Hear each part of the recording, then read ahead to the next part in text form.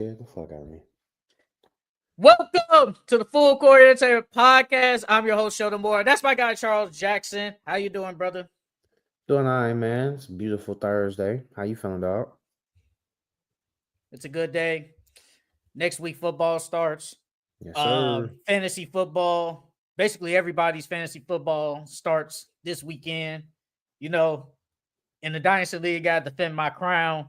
Then in It's your not new gonna league, happen, I got to dog. redeem myself because last year my team was bad. Patrick Mahomes sold me.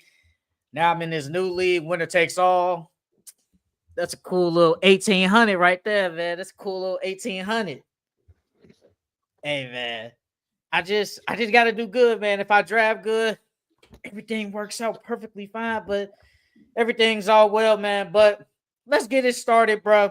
Let's get it started on Shedeur Sanders. We all knew Joe Flacco was gonna be the starter for the Cleveland Browns, but Shedeur Sanders did have his third preseason game, well, second preseason game last Saturday. He kind of played pretty bad, I'm not gonna lie, but a lot of people think he was sabotaged by the Cleveland Browns, and now he is the third string quarterback for the Browns. What's your take on Shedeur's his last preseason game, and do you think he was sabotaged by the Browns?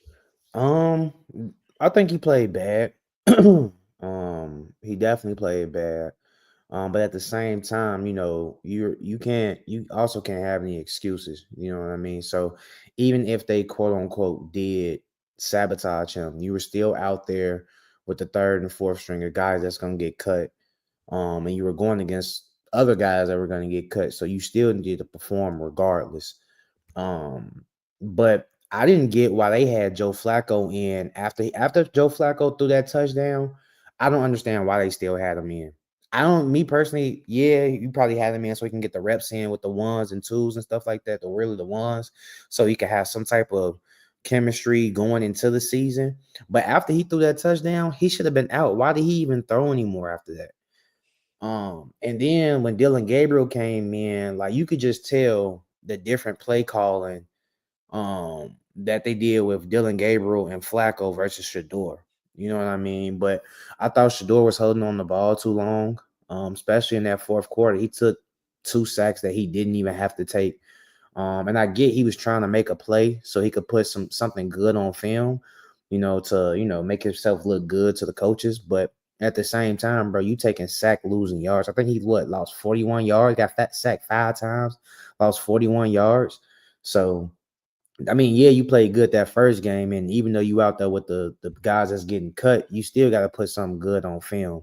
So holding on to that ball too long, he shouldn't have did that. He should have just threw it away. Because regardless, they were up in the fourth, so it was like, bro, if you throw it away, you throwing it away is better than you getting sacked and losing 10 yards. You know what I mean? But yeah, I just thought he held onto the ball too long. Some of his receivers dropped some of his passes. I think one play he was about to get sacked. He eluded it, was finna get sacked again. Dude was grabbing on his ankles. He threw the ball, I think, to like the running back, and dude was wide open and dropped it. I'm like, you can't do nothing about that. But yeah, I just think he held onto the ball too long. People are gonna say like you said, the play calling, they sabotage him because every offensive lineman he played with, four of them got cut. So everybody thinks that it was they sabotaged him, and you could tell like the play caller was different from him. But at the end of the day, Shedeur did play bad. That first game against the Panthers, hey, I thought he Really did a good. good job. Thought he did a really good job. This game, I thought he played bad. I thought he just played bad, like you said. That was his problem in college. I said that like after the first game. I said he just holds onto the ball too long, and it's like he tries to make something out of nothing. Bruh, just throw it away.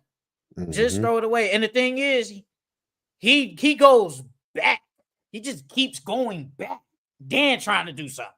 Like, just throw it away. We move on to the next play. But Joe Flacco, like you said, he came in 9 for 10, 71 yards, a touchdown. We knew that. Dylan Gabriel played better. Dylan Gabriel did play better than his first game in week 2. He did play better. And I was like, remember, I was like, they treated him as a fifth round pick. And I said I wouldn't be shocked if he's still behind Dylan Gabriel. I would not be shocked because this Mm-hmm. is how they're doing it. they're treating him like a 5th-round pick. I think we both don't think he's a 5th-round pick, but they're going to treat him like one.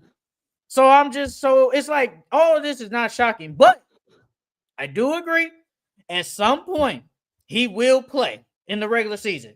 It won't be before Dillon Gabriel, though. But he will play. Like we was talking about the first time, we was like, he'll probably come in at what I think it was like the Jets. Now Dillon Gabriel probably gets in there. And if Dillon Gabriel stinks it up, Shedeur will go in there and we'll see how he is.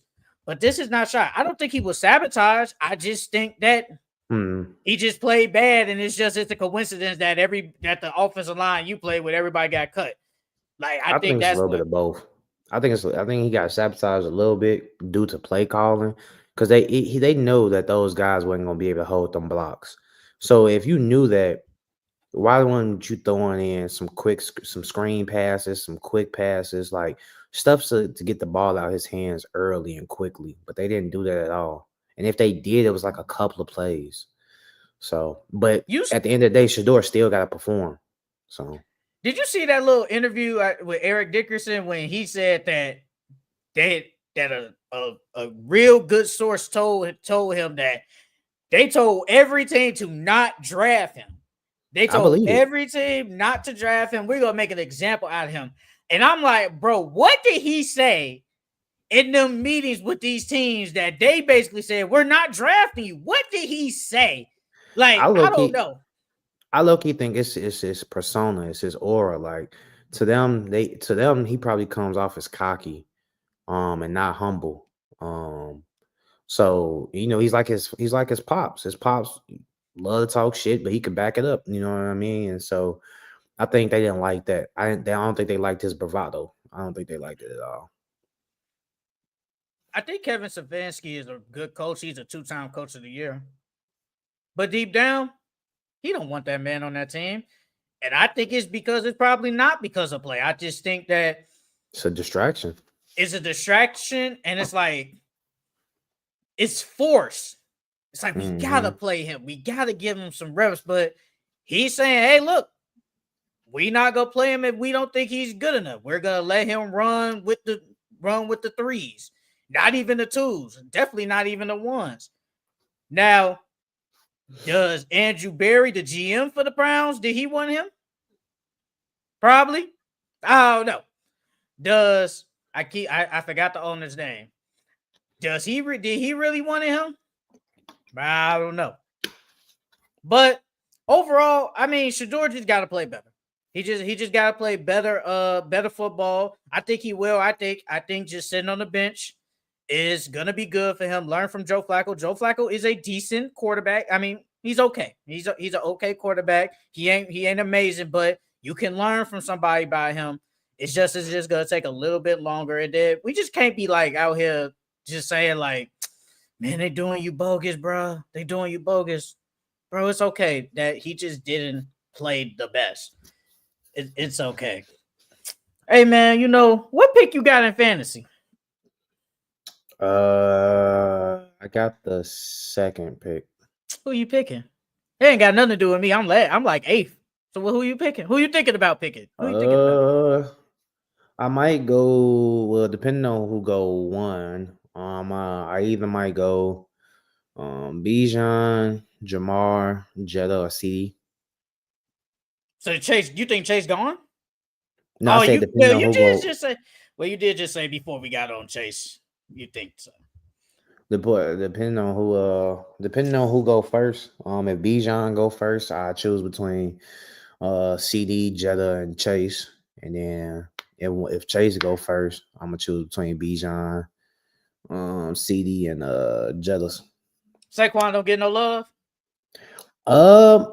Not for my second overall pick. No, I think he's like a 5th, 6th, 7th pick.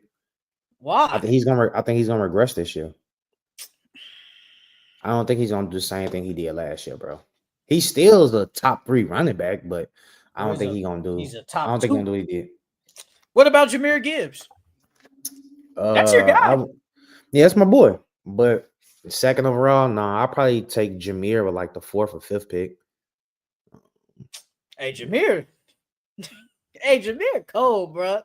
He is cold, but Bijan is different. Like he do he's basically the offense. They got some weapons over there, but he is the offense, bro. He can catch out of the backfield. He just catch period. He's the every down back, mainly not goal line, but he's the every down back for the Falcons, bro. Like he's so cold, bro. If I could get him, if I had the first pick, man, I ain't gonna lie, I'll probably get Chase, bro. I'm telling you, like, because Chase gonna get spammed. He might not have triple crown season like he did last year, but he gonna get spammed regardless by Joe Burrow. And think about it. They have to throw the ball. The defense ain't good. Chase Brown is decent. But we know they're gonna throw the ball majority of the time. So why not get Chase and get spammed by Joe Burrow? I just don't think he gonna put a wide, like, I think last year he was wide receiver 1. I don't think he's gonna be wide receiver 1 this year. He probably gonna be like 2 or 3. Bro, last year, what did Chase average, bro? Where are the Bengals, bro? Where are the Bengals? What did this man get? Last year, man was different, bro. The man was different. Jamar Chase.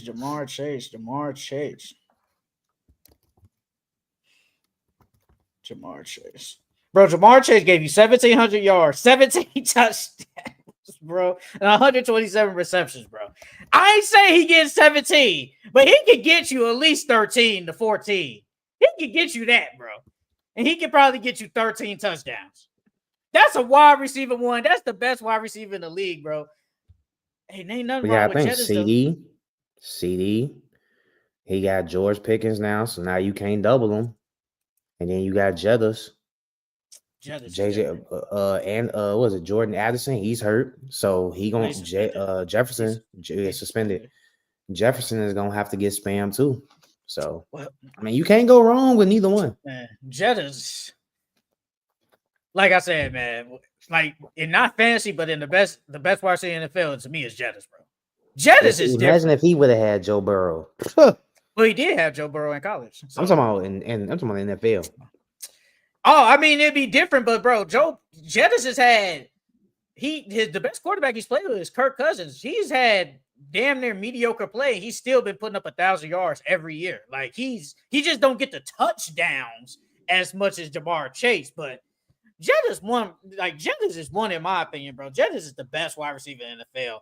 But before we move on, I'm going to predict the Philadelphia Eagles NFL schedule this year because we're going back to back to the Super Bowl because we're the best team in the NFL by a large margin.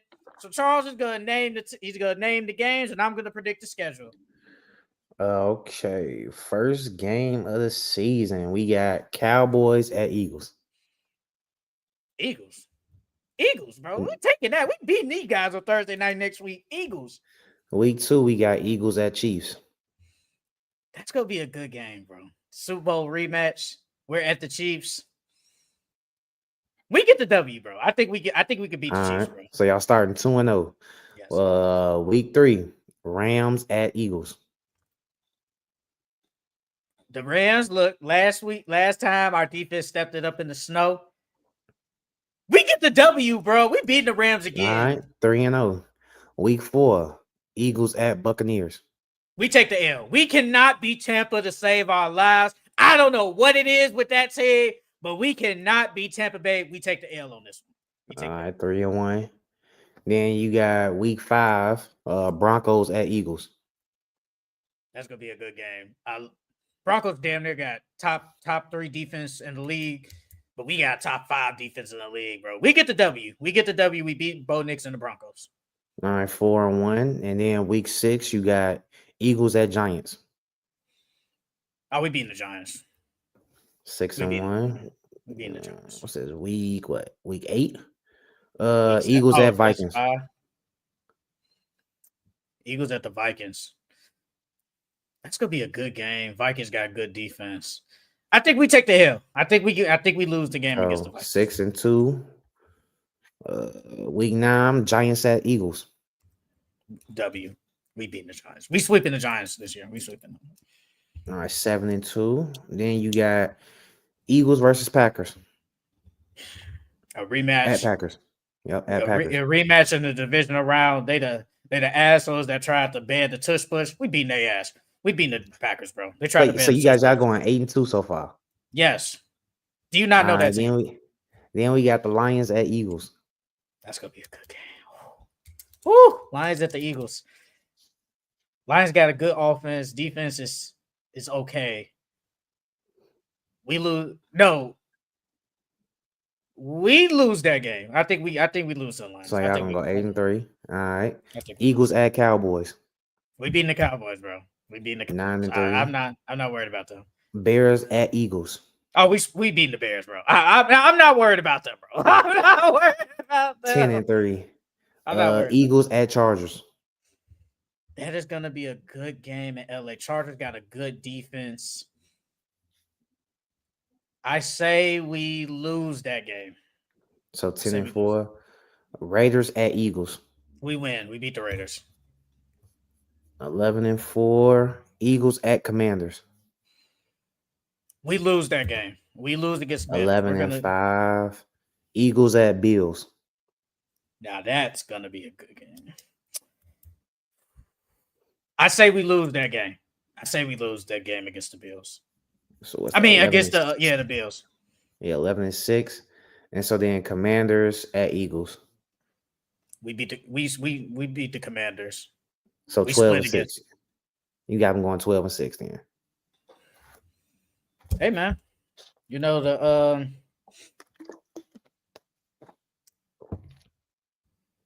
look like the Bears record to me.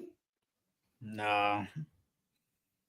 I mean the Bears, their schedule isn't the hardest.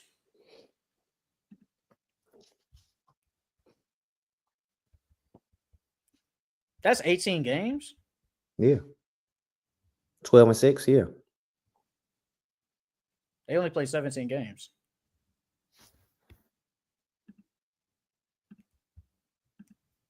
They only play 17 games. You got them going 12-6. They don't play 18 games. They do. They got a bye. They got a bye. The bye is the 18th game. Oh, well, 11-6 then. So like, hold on.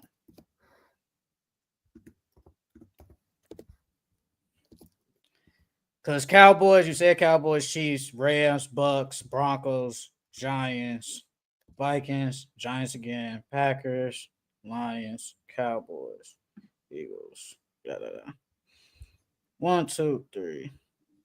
Hold on. 1, 2, 3, 4, 5, 6, 7, 8, 9, 10, 11, 12, 13, 14, 15, 16. Yeah. So you missed the game. So you put an extra game. So that would be like 11-6. You got them losing 6 games, bro. Yeah, I said we'll lose against the Bucks. We'll lose against the Vikings. I said that.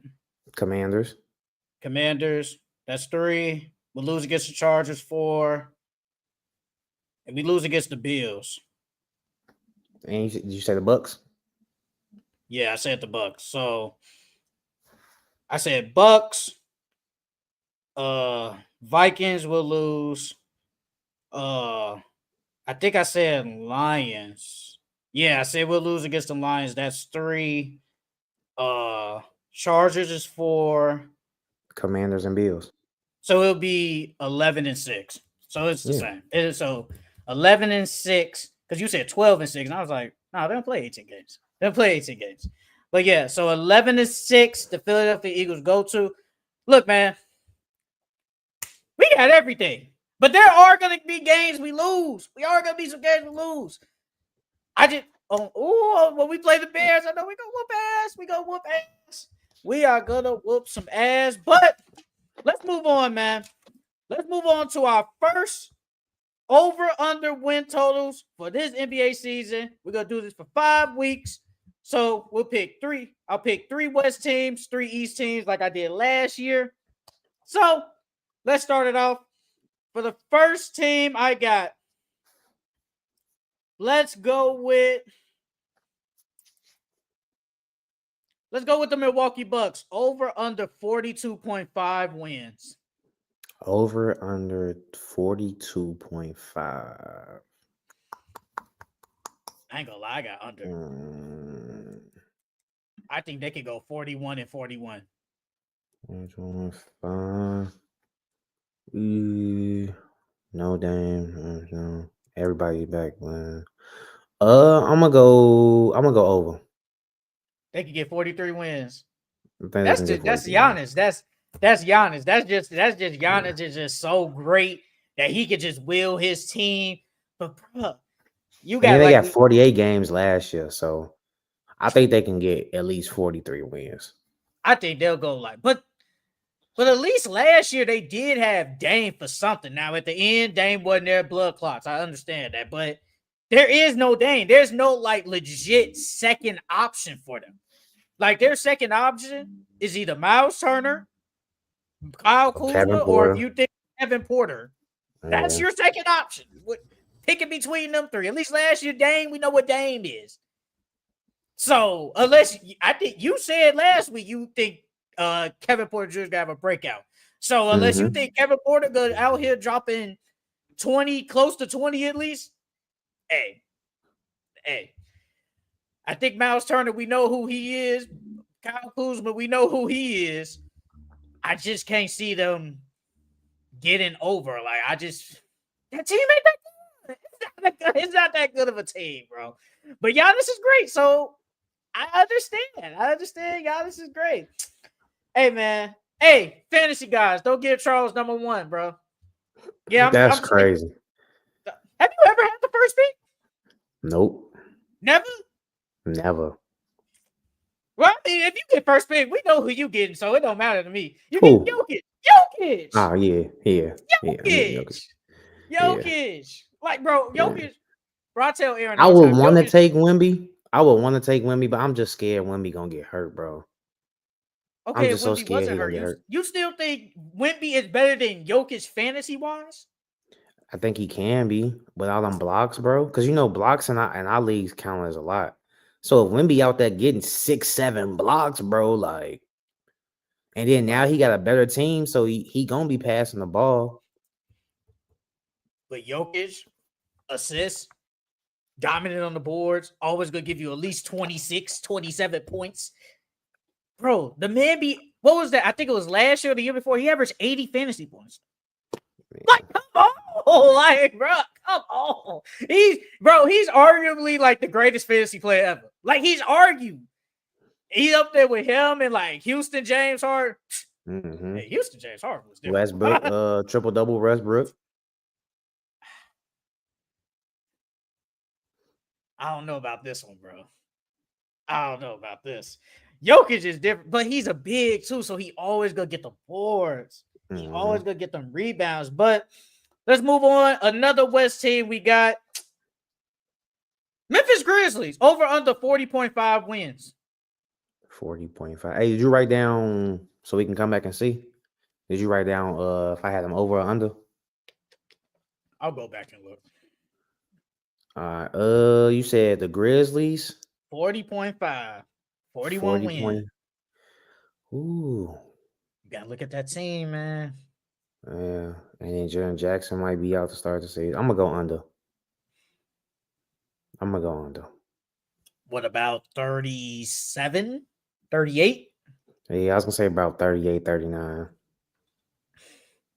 If Desmond Bane was here, I think it would be the win total would be higher.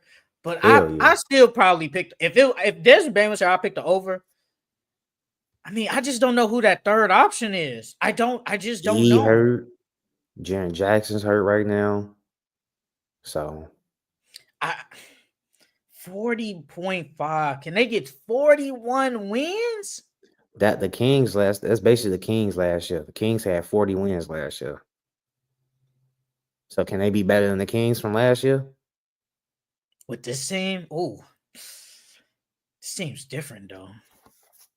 Can they be better than the Kings last year? Bro, I'm looking at their team, bro. You got Ja, KCP, Jalen Wills, Jaren Jackson, Edie. That's your starting five. Then your bench is what? Salty Odama, Ty Jerome, Gigi, Jackson, Vince Williams is Scottie there. Pippen. Scottie Pippen Jr. is there.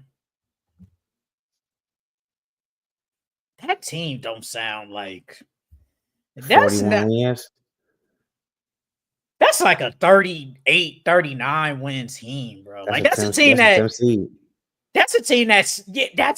literally sneaks into playoffs. Well, playing. That's a team that literally sneaks in, bro.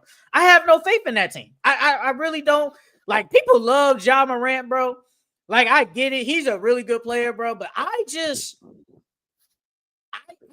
don't care for him. Like other players. Like, I love Tyrese, but I don't love Ja. Like, Ja's a good player. It's because he's not winning. I don't know. I don't think it's not that. He's actually been winning like his whole career, though. He just can't get far in the playoffs. That's what I'm saying. Like, as far as playoffs, like, because he's not winning. That's why, or I don't know. I don't think it's not that. I just think, like, it's like, what skill does he have outside of being this athletic guard? Passing. What skill does he have? But see, Tyrese Halliburton is a better passer than him, and he a better shooter. That's true. He's his a better finishing shooter, ability, his finishing. Ja's a really great finisher, bro. No, I never said he wasn't. I never said he wasn't. I'm just saying, like, I can't gravitate towards him like how I can with Tyrese Halliburton. Like, I don't really like Jalen Brunson like that, but I gravitate more towards Jalen Brunson than him. Like, I get it. He's athletic. He's a high flyer, but he must see TV, bro. You know, every night Ja's gonna do something spectacular. Every night. He gonna have at least a couple of plays every single night where he do something spectacular. I'm not as much see TV as other people. Like, I will go look at Anthony Edwards before him. Yeah. It's just individual, not teams, just individual. I will go look at it before Ja.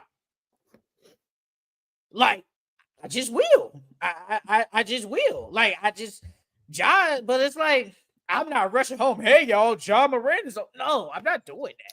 I'm just not. Like that, when you hear Anthony Edwards, you be like, yup. That's the guy you gotta see. Ain't better than Ja? Yeah. You better than him? Yeah. I think Ant better than Ja. The next team, probably surprising. The Philadelphia 76ers. Over under 42.5 wins. Over 42 points. See that nigga Joel, dog. I mean, everybody coming back healthy. Jared McCain coming back. Tyrese coming back. PG weak ass coming back. Nah, he weak. A year ago, you said he was first option. I gave up on him, bro. That last year was his year to show people why he was still who he say he is, but 42.5, so 43. That's kind of hard because you don't know. You don't know. My gut telling me go over though. I'm gonna go over. Why? That's what my gut say. My gut say go over. You just said 5 seconds ago, I've given up on PG. You don't know what Joel's gonna be, but somehow you still picking over. You think this team can win 43 games? My gut just saying over. That means you think Joel gonna be decently healthy, bro, and Paul George is gonna play. Yeah, that's what my gut's saying. I think I didn't say my over under for the Grizzlies. I'm picking the under for the Grizzlies, but for the Sixers, man, it's hard, bro, because like we don't know what Joel gonna be. I wish we could get like another update on him. That probably won't happen till close to September or something. What's your gut saying for him? You think he starts the season, or you think he's not gonna be there to start the season? What's your gut telling you? Or what percentage? I don't think he's gonna be there to start the season. That means you could throw their playoff hopes to the drain. I don't think he's gonna miss like a quarter of the beginning of the season. I think he'll probably miss like at least like 10 to 12 games to start the That's a season, lot of probably. games. That's a Yeah, lot of but they can at least go 5-5 or 6-6. Because the rest of their team is good. The rest of their team is good. Yeah, but the thing is, what are we getting from Paul George year 2? And remember, he's hurt. Gotta remember, he's hurt too. He got surgery on his shoulder. leg. No, I thought it was his knee. I thought it was knee. I think he got a knee injury. And Tyrese Maxey, I like Tyrese Maxey. He's a good player. But with that, when Tyrese Maxey is like the guy, they're not a good team. 10 or 12 games. So yeah, his knee. Yeah, his knee. All right, real quick. Sixers, let's just, predict the first 10 games. And hypothetically, let's just say Joel is not there. Sixers and the Celtics. Sixers. Hornets and the Sixers. Sixers. Magic and the Sixers. Magic. 76ers and the Wizards. Sixers. Sixers and the Celtics. I'll go Celtics that game. Sixers and the Nets. Sixers. Sixers and the Bulls. Sixers. Sixers and the Cavs.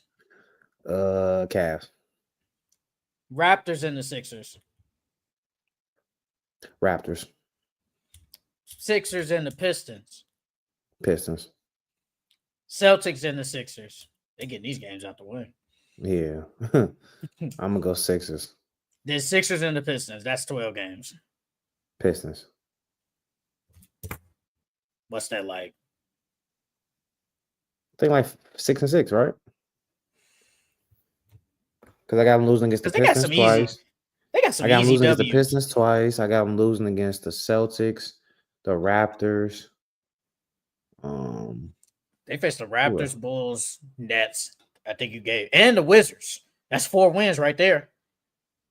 Yeah. And the Hornets. That's 5. That's 5 wins right there. Those are 5 weak teams. Yeah. And I got them beating the Celtics twice. I got them beating the Celtics. Twice? Yeah, I got them because 7-5. That'd be 7-5. No, yeah. I don't know, bro. 7-5. I don't know, bro. Joel scares me, bro. 42.5 wins. Whew. I give them 41. So I'll go under. I think they are good. But I think if anything, for them to at least get that, I think Paul George gotta be healthy. If he ain't healthy or play good, I think it's just not gonna happen. Like, he has to have a bounce back here, bro. And I see a lot of people. If it ain't good, they should be blowing it up. Got to. You want to keep paying Paul George $50+ million to be bad? I'm not doing that. And I've been seeing a lot of people say, like, Paul George is going to have a bounce back year. A lot of people are high on Paul George this year because he got hurt a lot and he just played bad.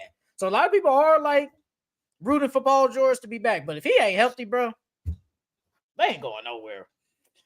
But let's move on. Next team in the West. The Phoenix Suns, 31.5 wins. I'm smashing over. I think they could get 31.5 Phoenix. Yes, I think they could get 32 wins, bro. I tell you, this team is better than what we think, bro. This team is decent. I think they can get 32 wins.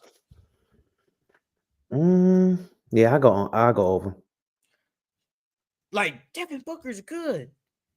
Devin Booker's really good, and I think he can. And they got 2 quality bigs. They got a quality wing. You think they trade Mark Williams? Eventually? No, not this year. But then I you think they gotta want Malawach to whatchamacallit, to develop under him. Then you gotta pay Mark Williams next summer. Then that's when he's getting into restricted free agency. You gotta have to pay. So the 2026-2027 season. Yeah, because this is year 4, I think, for him. Mark Williams, I think this is year 4. So you gotta have to potentially pay him, but we know he gets hurt all the time. So it's like, is it worth paying for him? That's why the Lakers didn't want to do the trade, because he get hurt. If he was healthy, he'd be on the team. I wish he was. If that shit with DeAndre Ayton didn't work out, bro, they would still be looking bad for that trade. Well, for declining that trade, sending them back. Man, I would have did it, bro. I would have taken my chances. I would I have would have too. did it.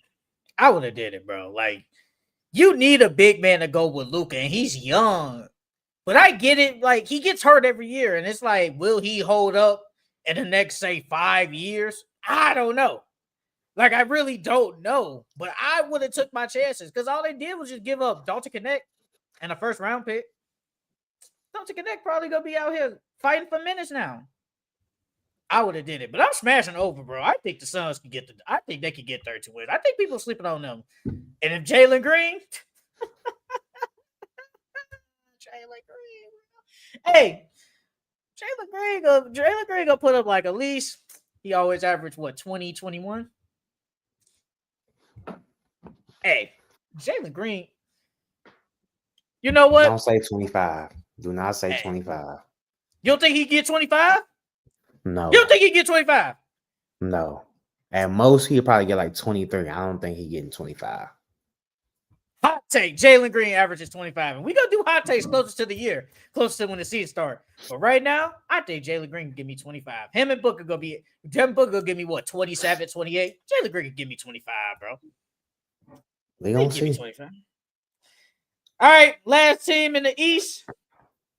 Next team we got for the East. Let's pick a good team. The Atlanta Hawks over under 46.5 wins. Damn, that 50 wins. 47. That's a 6 seed. Man, that's basically Mm. that's a lot. That's damn near third or fourth. Well, third last year got 51. Fourth got 50. Fifth got 48. I want to say yeah, but I do not believe in Porzingis staying healthy this year. I'm gonna go under. I think they're gonna get what the Pistons got last year. Pistons got 44 wins, so I think they're gonna get somewhere around like 44, 45, 46. What would be that this year though? Like we expect the Cavs, the Knicks, then the Magic. I don't know, like what would that be? Especially with the East being weaker. Like, is that a top 4 seed or is that like you said a 6 seed? Yeah, because of the Celtics, the top three Celtics, the Celtics had 61, Cavs had 64, and then the Knicks and Pacers had 50. Yeah. What is 44? 44 could be 44. That's a 6 seed for sure. Because the Pistons had 44 wins last year. 47 though. I don't think they're gonna get 47 wins, G. you think Porzingis, but if Jalen Johnson is what we think he is, I think they can. Can he stay healthy this year? I hope because he tore a labrum in his shoulder. That hurt him. I'm gonna go under though. I think they're gonna 40. get somewhere between 40, 44 to 45 to 46. 44 to 46 wins. 47 wins. Ooh.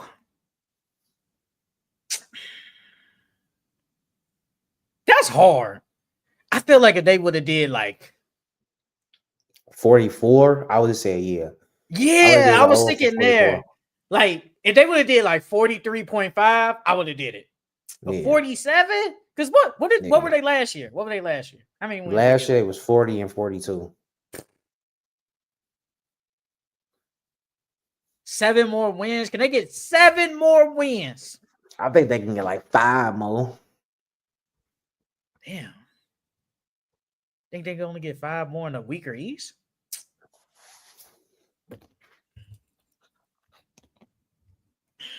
I'm gonna go.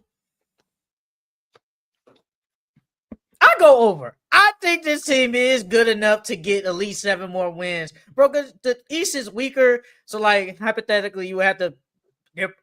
Are they better? They better than Celtics, right? Yeah. I think they could beat the Celtics a couple of more times. I think they're better. They're better than the Pacers, obviously, right now. I think they could beat the Pacers a couple of more times. They better than the Heat. Hell yeah. They better than Philly. A healthy Embiid. Mm-hmm. Healthy Embiid, healthy Paul George. Probably not. No. Probably not. No. The Raptors. They better than the Raptors. Yes, they're better than Raptors. I like the Raptors. I think the Raptors are better than people think. Yes, they're better than them. They're better than the Pistons.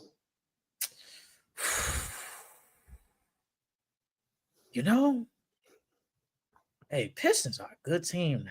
That's your favorite team. Mm-hmm. They better than the Pistons. You know, I don't know. I think they in the same realm. I think like if they face the playoffs, that's a toss-up. I go toss-up. So I think they in the same realm. I think they in the same realm. Who would you pick in that series? Pistons Hawks. That'd be a good series, low key. That'd be a really good series. I'm going Pistons. I think the Pistons defense is better.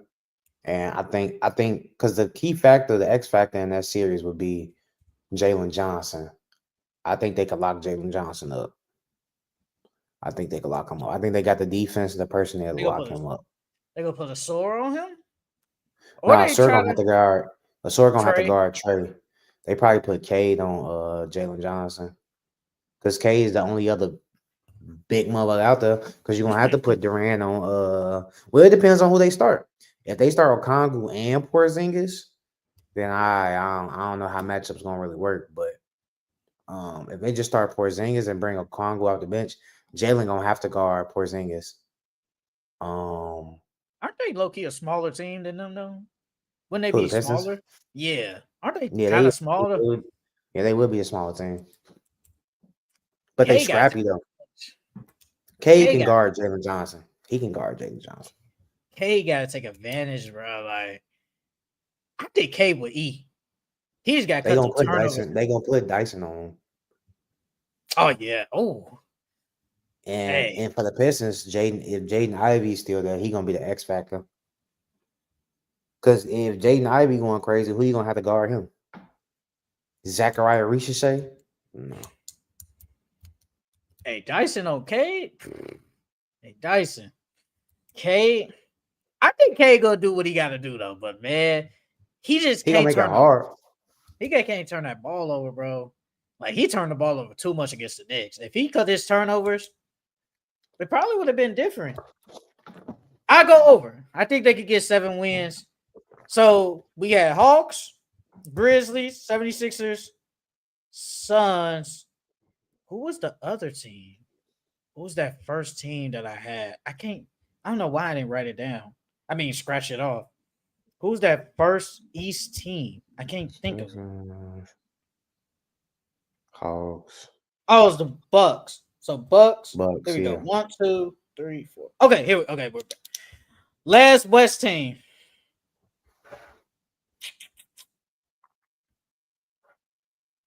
Let me see. We did Suns and Grizzlies, so we gotta pick a really good West team.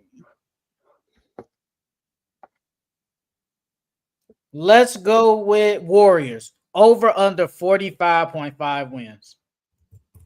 Over. You think they get 46? Last year they got 48. Last year, and they got the same team, so I think they can get 46. I feel like the team got weaker though. Like Kuminga. It's the same team. Gary Payton ain't there. They ain't re-signed nobody yet. If they can get Al Horford, DeAnthony Melton, re-sign Gary Payton, can they give me 46 wins? They can get you 46 wins, bro. They gonna at least be a 10th seed, bro. Because the 10th seed had 39 wins. 9th seed, which was the Kings, had 40. Then the Grizzlies had 48. And the T-Wolves had 49. You right. I go over. I think Steph good enough. I think Jimmy, a full year of Jimmy Butler. Yeah, I think they gonna get over that. I think they could get 46. That team is okay. I feel like with the Warriors, I think they're a good regular season team, but I don't think they're a good playoff team. Playoff team, yeah. That's why I think of them now. Like because I feel like when they gotta say go to like whoever they face in the first round, that's cool. But I just feel like when they face like the Denver Nuggets, Lakers, Clippers, the Rockets. Thunder, Rockets, Timberwolves, maybe Timberwolves in that same realm. I don't think they're better than them. I just can't see it, bro. That bench isn't good. Like it's just not a good bench. Now Kuminga, I don't know. Like if Kuminga was there and he actually wants to be there, it'd be a different story. But I don't think they're like a good I don't think they're a good finals team. But I mean not finals, a playoffs team. But I think they're a good regular season team. Like, I mean, they're good, but I mean, if you think Steph Curry is gonna be like godly great, that's fine. But yes, those are our 6 teams for over under part 1. Let's move on. Let's move on to our ceilings and floors for these Eastern Conference teams.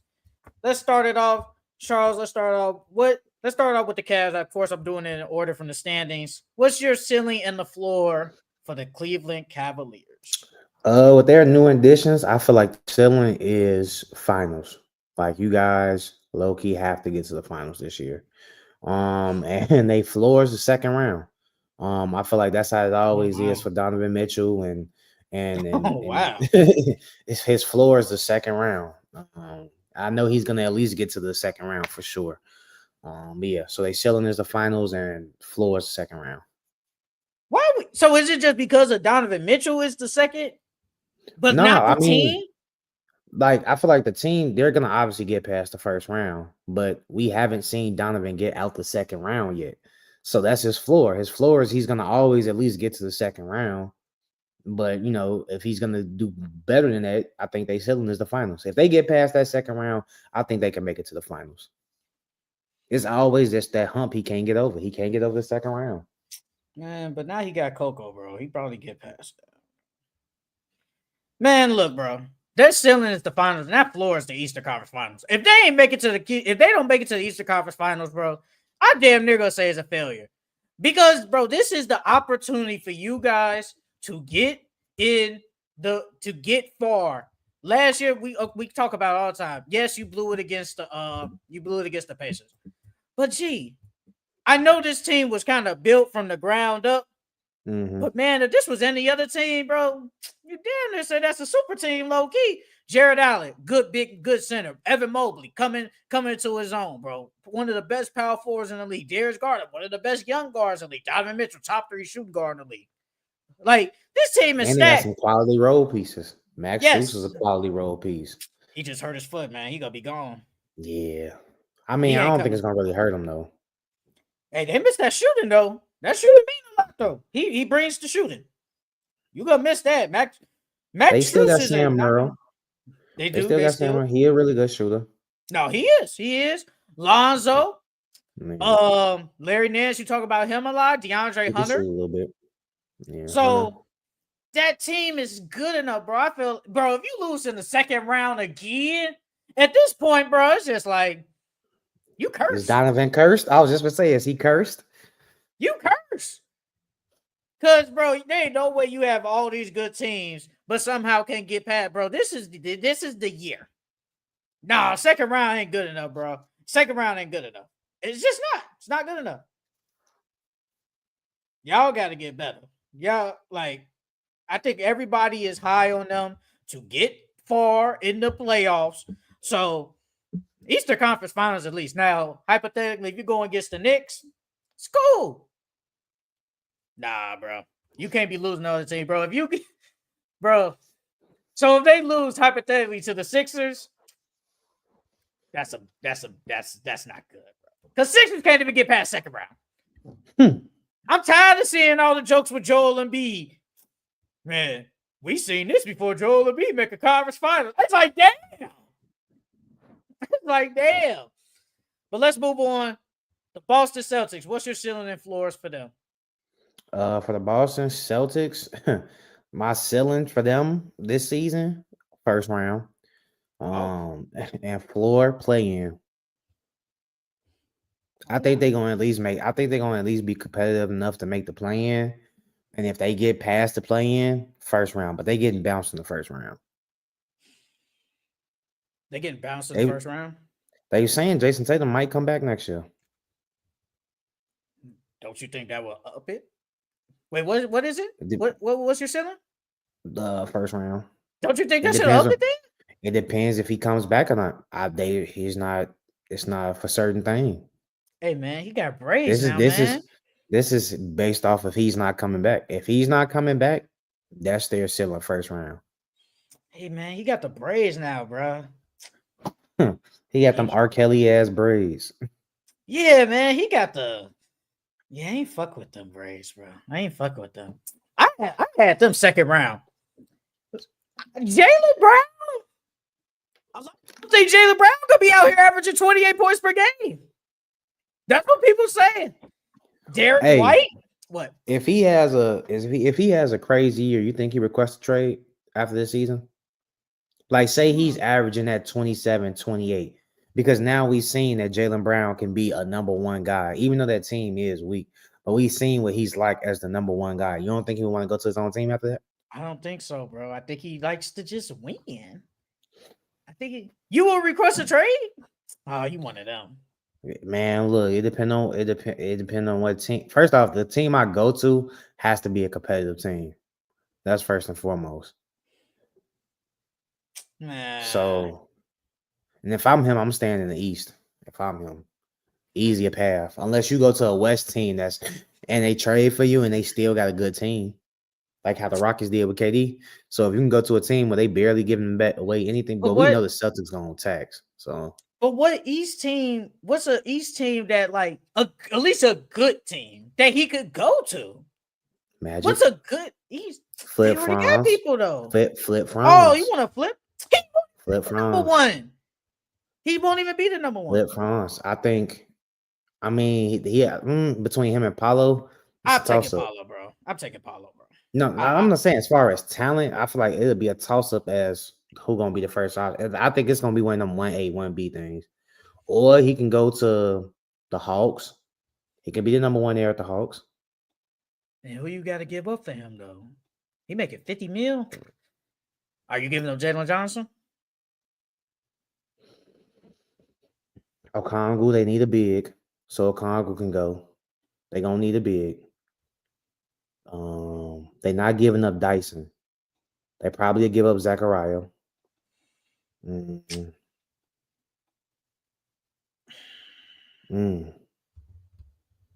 he can go there. He can go to the Hawks. Or he can go with the Bucks. He can go to the Bucks. He's not even the first option over there. Oh, the Hawks? Better than Trey. Yeah, he's better than Trey. Jay. He's not better than Trey, bro. He's not better than Trey, bro. No, bro. He's not better than him. I think Jaylen Brown would be a first option. I think Trey will go into not a traditional point guard, but I think that he'll play more of a traditional point guard role. Because you got Porzingis, you got Jalen, and if you keep both Jalen's, you got them. Trey don't need to drop 25, 26, 27 no more. He's going to drop 25, 26 as per usual. Like that's his game. If he gets Jaylen Brown, he's not gonna do that. He's not gonna He's drop 25, going to 26. do that. He's going to drop 20, 25. You got some. If Jaylen Brown goes there, you'll have Jaylen Brown, Jalen Johnson, and Porzingis. That's three scores right there. We gotta expect Jalen Johnson to be gone. I'm expecting Jalen Johnson to be traded. I think they would try to keep him, bro. I don't think they would try to flip him. I told you, Okongwu, Zachariah. I don't even think that's enough money. How much is Okongwu making? I would guess probably 20 something. I would guess. Zachary on the rookie deal, he's making decent, but it's not like 20. You will have to put Jalen Johnson in the trade. Nikhil, he can go. You think that's worth Jalen? You think Zachary, Nikhil, and Okongwu was worth Jaylen Brown? And then some first round future picks. I ain't getting none. No. We know the Celtics love their future picks. Give me Jalen Johnson, then we can talk. Give me Jalen Johnson, we can talk. I'm not taking, because at this point, I don't even know what really is Zachary. Like Zachary, I think Zachary's okay. I think he's good. But I need somebody more established now. I need Jalen Johnson. I don't think Jalen Johnson I don't think Tatum and Jason Johnson can coexist. Why? Why do you think that? Just they play styles.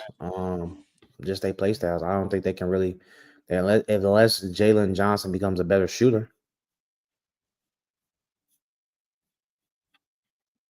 He could. We don't know. But I just, especially Jaylen Brown making $50+ million, bro. Like, I feel like if I'm the Celtics, I just want an established player. Especially if we think Jason Tatum is like good, you need somebody. You need a good player now. Like Zachary, I don't know what he can be. I need somebody now. I just need somebody now. And plus, you got to make you will have to get close to the money. What is Jalen Johnson making? Can you look that up real quick? I'm looking at what Okongwu makes too. Yeah, look at him too.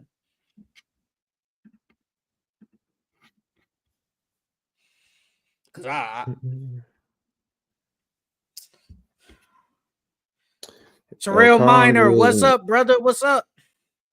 What's up, broski?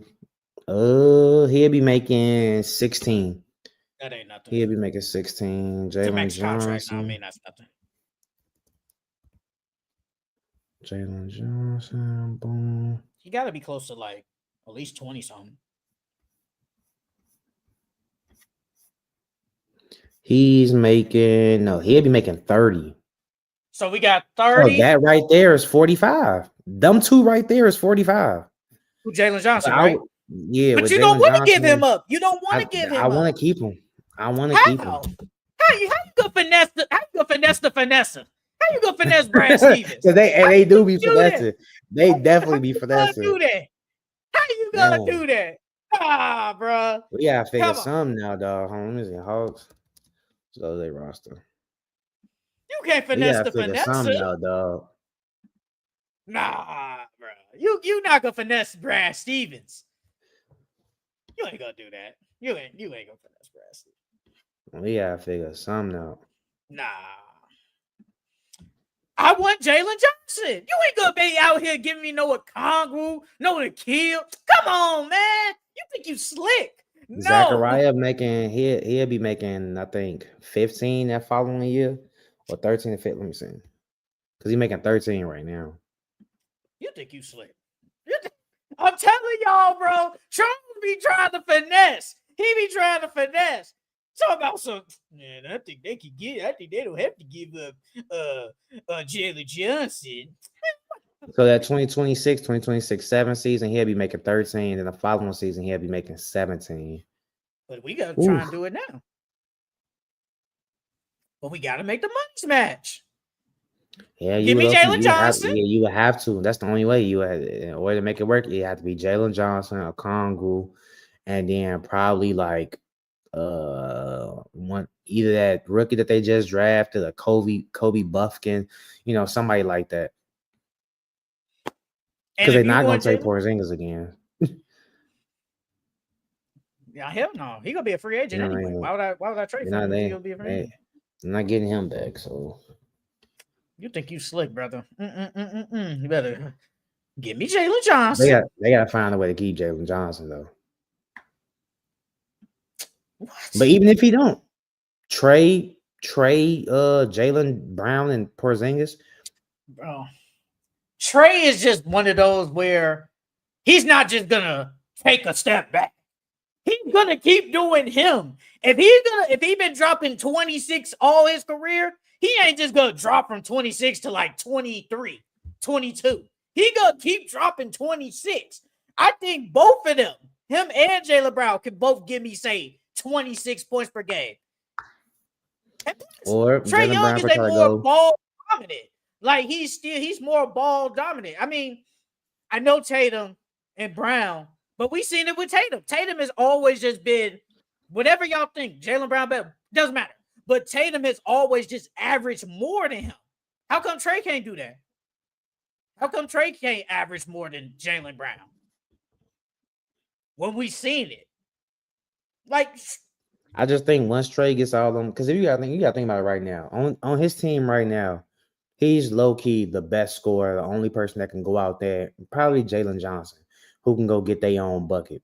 But if they trade Jalen Johnson and Okongwu, it's gonna be him and Jaylen Brown. And I think, well, when he had DeJounte really wasn't a scorer per se. He can score, but he's not a scorer.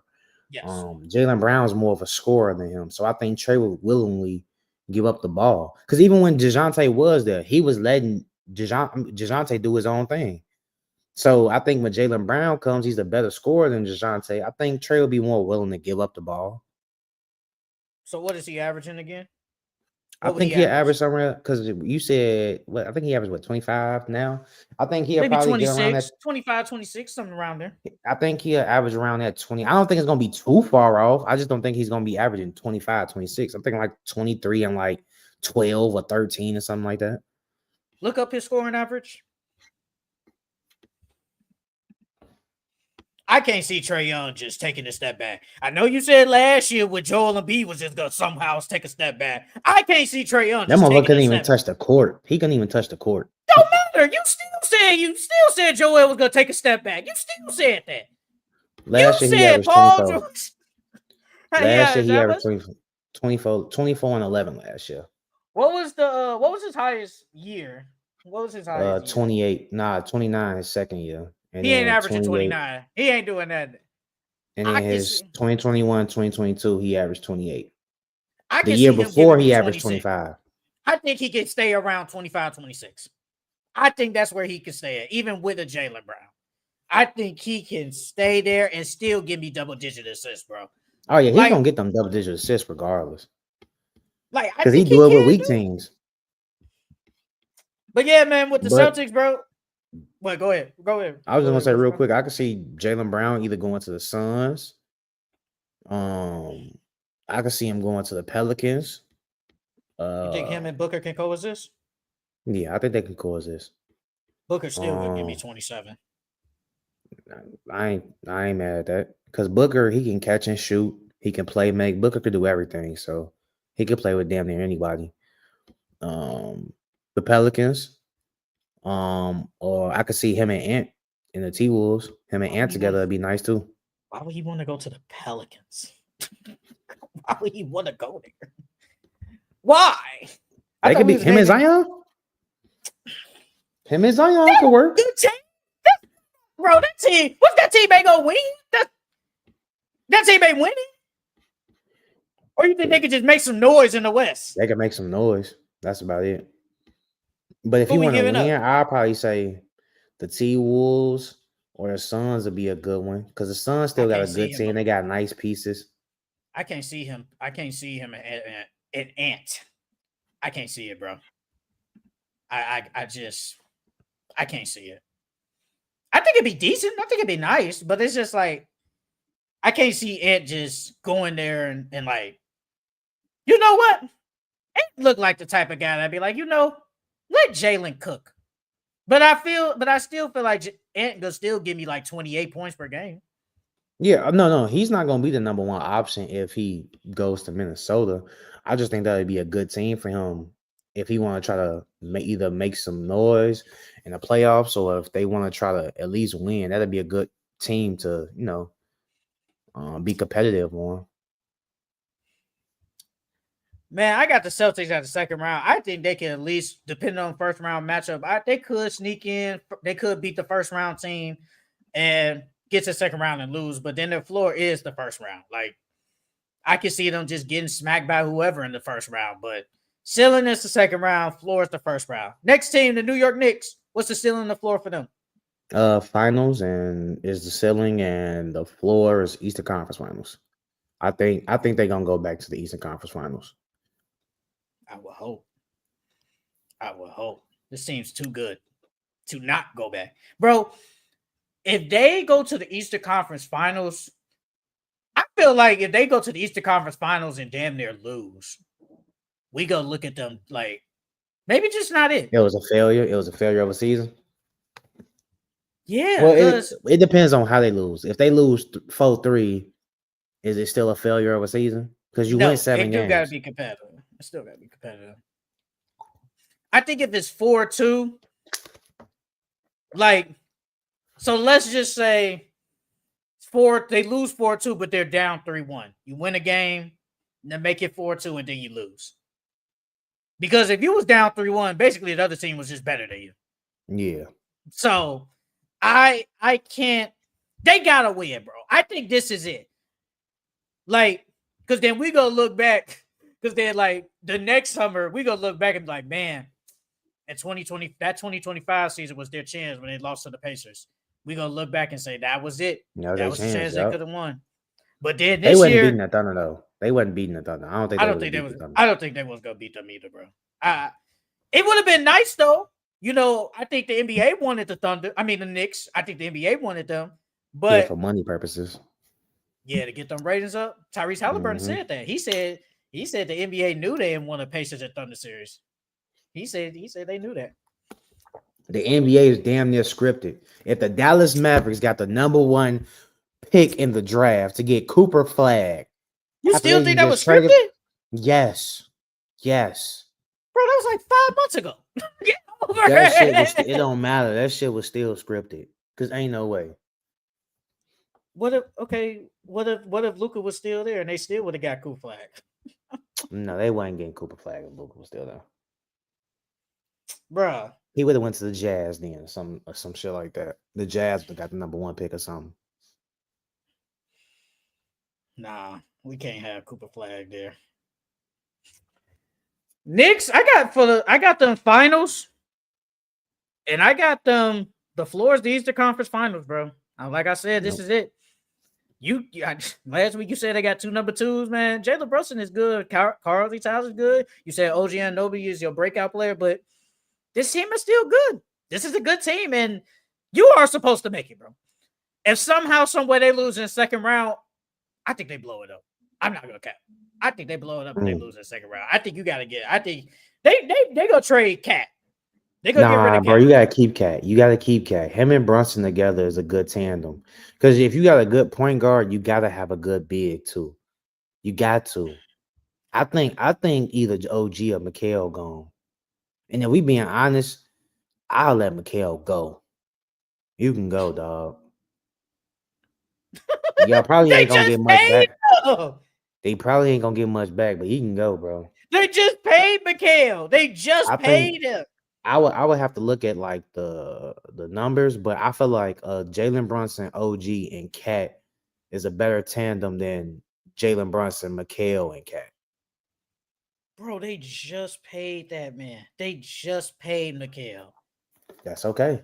But the thing, but this my thing though. Like, if you with Cat, we have shown twice these 2 guys as our best players isn't good enough. It's just not. It's just not good enough. But what are you gonna get back that's better than Cat? Because you need a big to go with Jalen Brunson. You need a big to go with him. You're not gonna probably get nothing better than Cat, but you're gonna get a lot more because Cat is still young. Cat's my age, so Cat will be 30. He's still technically young. He's in the midst of his prime. He's, in his terms, the best shooting big man ever. So you getting a top big in the league. The contract is crazy because he's getting paid like close to, I think it's like 50-some mil. That's crazy. But you can get some better pieces around him. Now the big, I don't know what big. You ain't getting no Mitchell big Robinson. He get hurt. You would have to keep Mitchell Robinson, and you would have to upgrade something in your starting lineup then. Because Josh, they probably still gonna keep Josh Hart. Yes, I like Josh Hart. So who gonna go between? Because if you trade Cat, either Mikal or OG got to go so you can upgrade something in your starting lineup. Or unless you just flip Cat for a bunch of bench players, and they not gonna want to do that. Why wouldn't they want to do that? Because you got McBride on your bench, you got Clarkson on your bench, you got Yabusele on your bench. Those are 1 year deals. And if you trade Cat, you would have to get like a backup big. You said those are 1 year deals. Yeah, Yabusele and Clarkson are 1 year deals, so they'll be free agents after the year.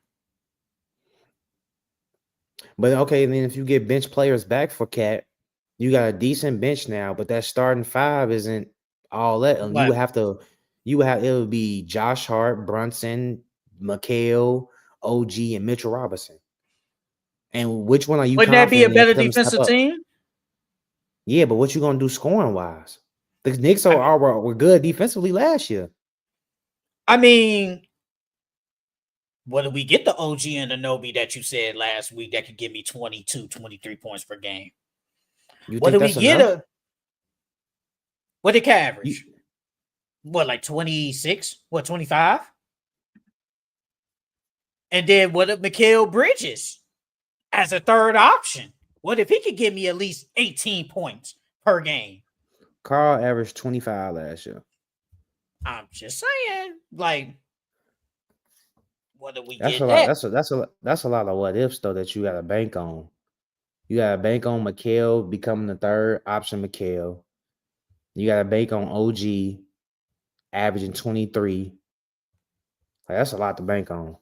It is a lot to bank on, but I'm just saying, bro, if you lose in the second round or again, bro, they're going to point the finger at Cat because you're not getting rid of Brunson. But you go look at it, you go be like, this two can't get it done. Bro, they had a chance last year and they sold.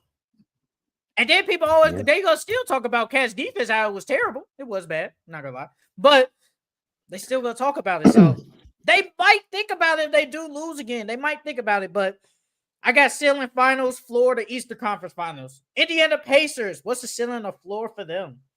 The floor for them, lottery. Oh, wow. The ceiling, first round. I can see them cracking in, making the 10th seed, and beating one of them, the eighth or the eighth seed to make it into the first round. But floor for sure is lottery. Wow. Tyrese is not going to be there. No Miles Turner. Unless James Wiseman, I think he's going to do good this year. But unless he could be their second option, because Ben Mathurin probably going to be their first option. Well, Siakam, I forgot about Siakam. My bad. Siakam, then Ben, and then if James Wiseman can step it up. James Wiseman not going to be no third option, brother. Who else on that team? Andrew Nembhard. You believe in that man so much. What? He was good last year. What are you talking about? Was he not good? He was decent. I wouldn't say good. He was decent.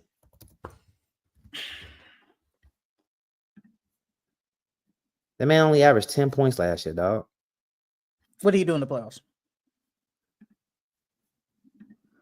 Playoffs, the man averaged. I remember playoffs, he averaged 12 in the playoffs. I remember against the Bucks, he messed y'all up. That's one round. We talking about the entire. I remember in the finals he was good. The man only averaged 12 points for the playoffs. I said in the finals he was decent. He was decent, brother. You are not telling me James Wiseman. Look, I'm gonna say it. I said it even 2 years ago. I think James Wiseman was the best Warriors center that could have been. But you ain't gonna tell me that Andrew Nembhard just all of a sudden just gonna be like this fifth option on the team. You're not gonna tell me that, bro. I didn't Over say James. So what's they selling in their floor then? For me, I had ceiling first round the floor playing. I can get to the first round. The East ain't that good. The East ain't that good. So they can get to the first round, and the floor is the playing. I can see them getting bounced in the first. But we ain't gonna act like Andrew Nembhard wasn't decent, bro. We not gonna do that. They floor is lottery. They floor is lottery. I can easily see them being an 11th seed.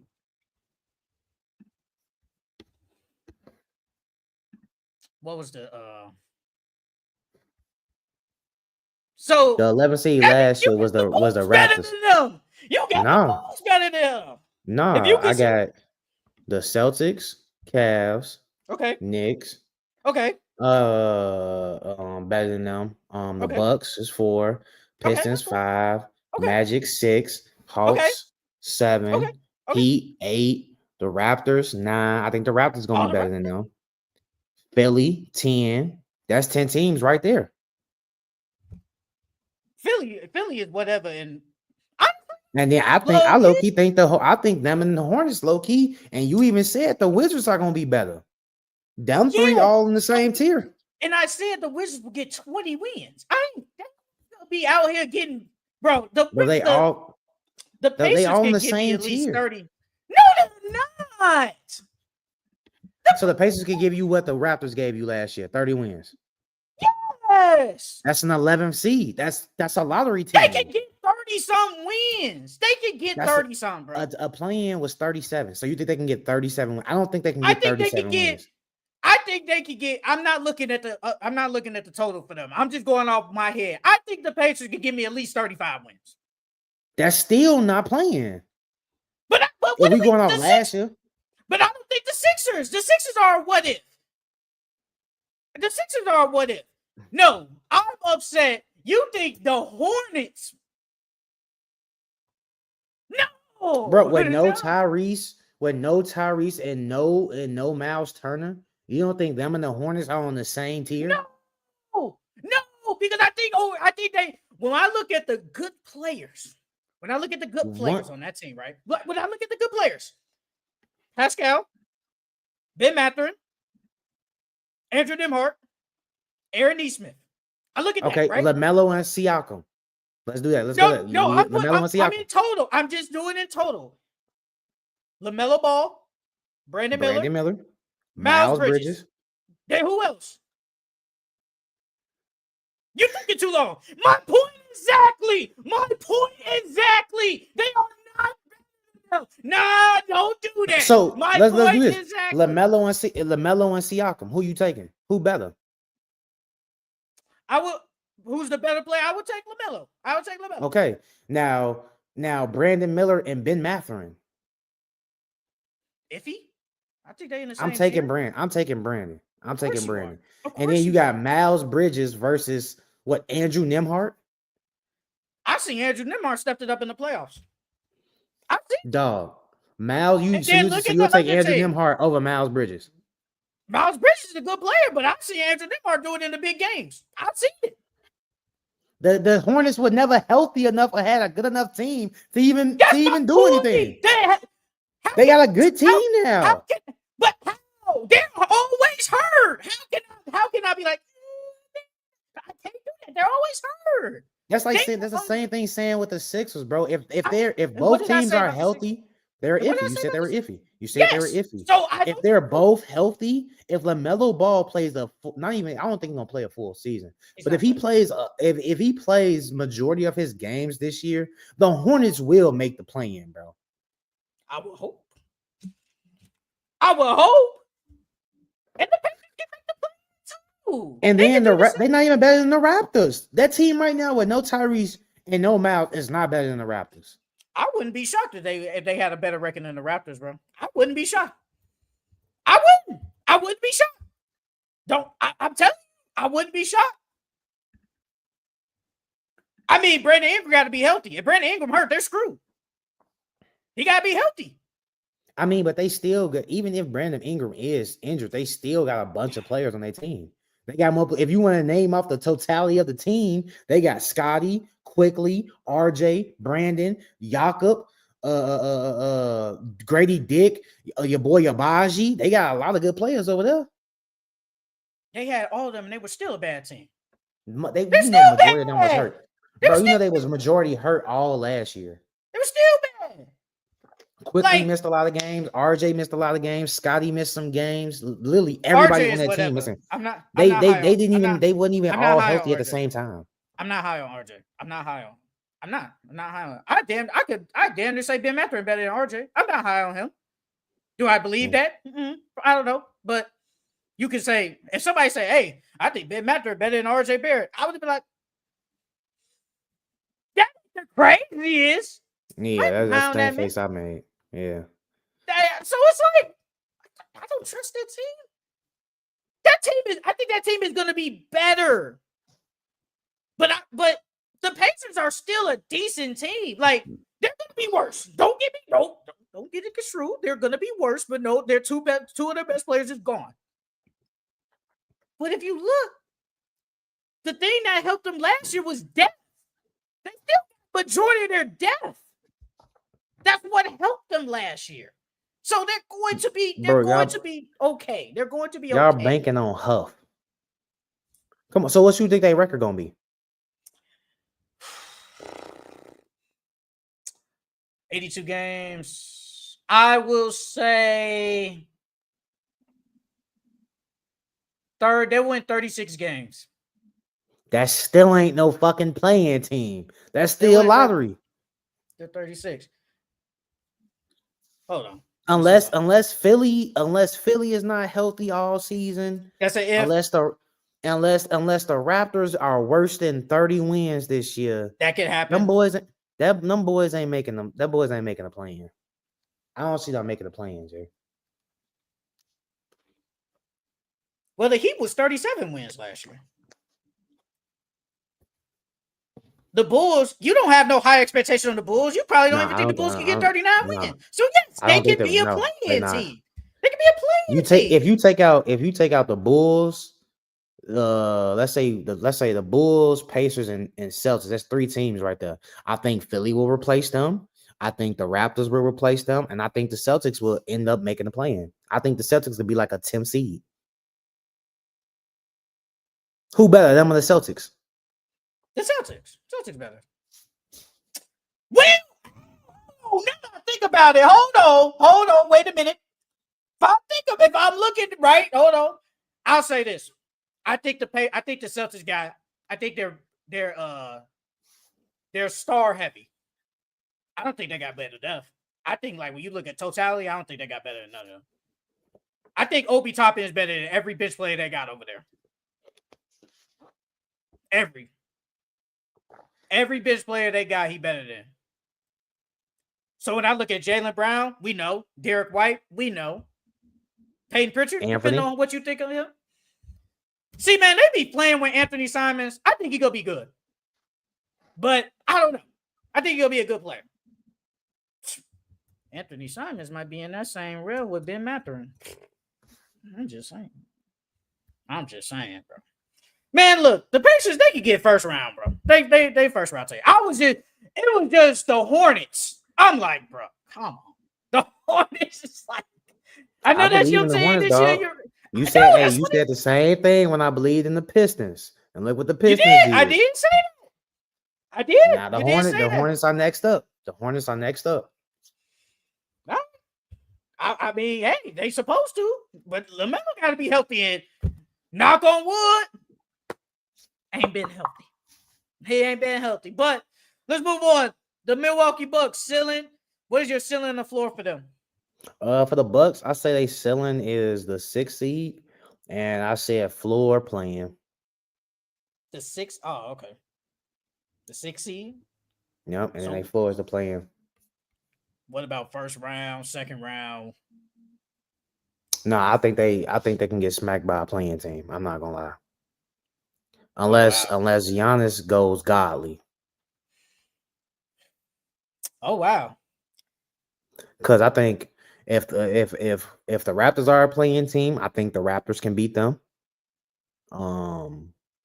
If the Celtics are a playing team, I think the Celtics can beat them. And that because like you gotta think about it, bro. Them 6 teams, it's gonna be a good team. That's a 7th seed, a 7th or an 8th seed. It's gonna be a good team.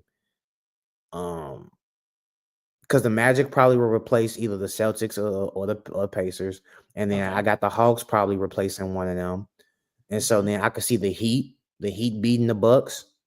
And then Philly, we forgetting about Philly. If Philly's healthy, one of them teams gonna drop either the Pistons, the Hawks, or whatever. It's gonna be a good team within that play-in. So, I think the Bucks can get knocked out by one of them teams. I'm tired of saying what if for them. The Philly? I'm tired of saying what if. But we don't know. That's the only thing. We don't know. If we were confident in Joel Embiid's health, it'd be a different Yes, conversation. I It'd be a I different agree conversation. 100%. If we was confident, I agree. I'm not. I can't. I want to, but I can't. Man, for the Bucks, the ceiling, I got second round. They could get there, depending on matchup. They could potentially get there. The floor, first round. They're gonna smack first round. Like that team is just. I don't really believe in none of them. Like outside of So what Giannis, team you think they can beat in the first round? Because they probably gonna be an AC for sure. if Not one it's through a eight, but they're team gonna they be one. could beat. Oh, what team could? If it depends on the matchup, what team could they be? I don't think they can beat I the think they Pistons. could be. You know what's crazy? I think they could sneak. I'm not. I wouldn't bet. I think they could beat the Hawks. If that was the team I Nope. had to pick, I would pick the Hawks. Okay. If that because I wanted to say the Magic, but I was like the Magic offense is better though. So I was like, oh, I can't Yeah. do that. Their defense was already good, so it's like I can't do that. I would pick the Hawks if that's the team they had to face. Maybe the Pistons, but I think the Pistons are better than them. So Mm-hmm. I'll pick Hawks and Pistons, but I wouldn't bet no money. I ain't betting not one lick of a dollar on it though. I ain't betting nothing on them, bro. That's dead. I ain't betting none of my money on them. Let's move on. Pistons. What is the ceiling and the floor for the Pistons? Ceiling for the Pistons, I got second round. I think Cade can, depending on the matchup, Cade can get them to the second round. I think, they got a little bit better. And they said they still looking to sign Malik Beasley. Yeah, they did. So that he still got I think the NBA is still doing their own investigation, but They he sure got is. cleared from the jury, from court. So uh if he comes back clear of the NBA investigation, I think the Pistons will try to re-sign him. But yeah, I got the ceiling for them second round, and then the floor, I got them as a 6 seed. So first round. Yeah, he'll get a. I ain't gonna lie, he ain't getting the 3 years he was gonna get, but he'll get a Nah, minimum. he's not getting it. Yeah. He'll get the minimum. He'll get He like gotta prove a. himself again. Yeah, he do. Oh man, for the Pistons, I got second round. I think they could get there. I wanted to say Eastern Conference Finals, but I'm like, I'm not there yet. Nah, not I'm yet. not Yeah, there not yet. yet. I'm not there yet. But I think they could get to the second round. I definitely think they could get to the second round. And the floor is the first round again. I think if they go in the first round again and Loki, I think they was just so good in the first round. I think we kind of expect them to just be better in the first round and Mm-hmm. potentially win. So I kind of expect them to at least make the second round. And if they make the second round, I mean, they already moving in the right direction. They moving in even a better direction. I go second round. I go second round ceiling, first round as the floor. Next team, the Orlando Magic. Ceiling and the floor for them. Ceiling, I got second round, and then floor, I got 6 seed first round. Um, so the same as the Pistons. I'm not gonna lie. They damn near gotta go to the conference finals. Mm, I ain't gonna lie. mm. Cause I'm looking, bro. You I'm think that's like, they ceiling? You think they ceiling is conference finals? bro, You think they can make it there? think they can. Hypothetically, I think they gonna be whoever in the first round.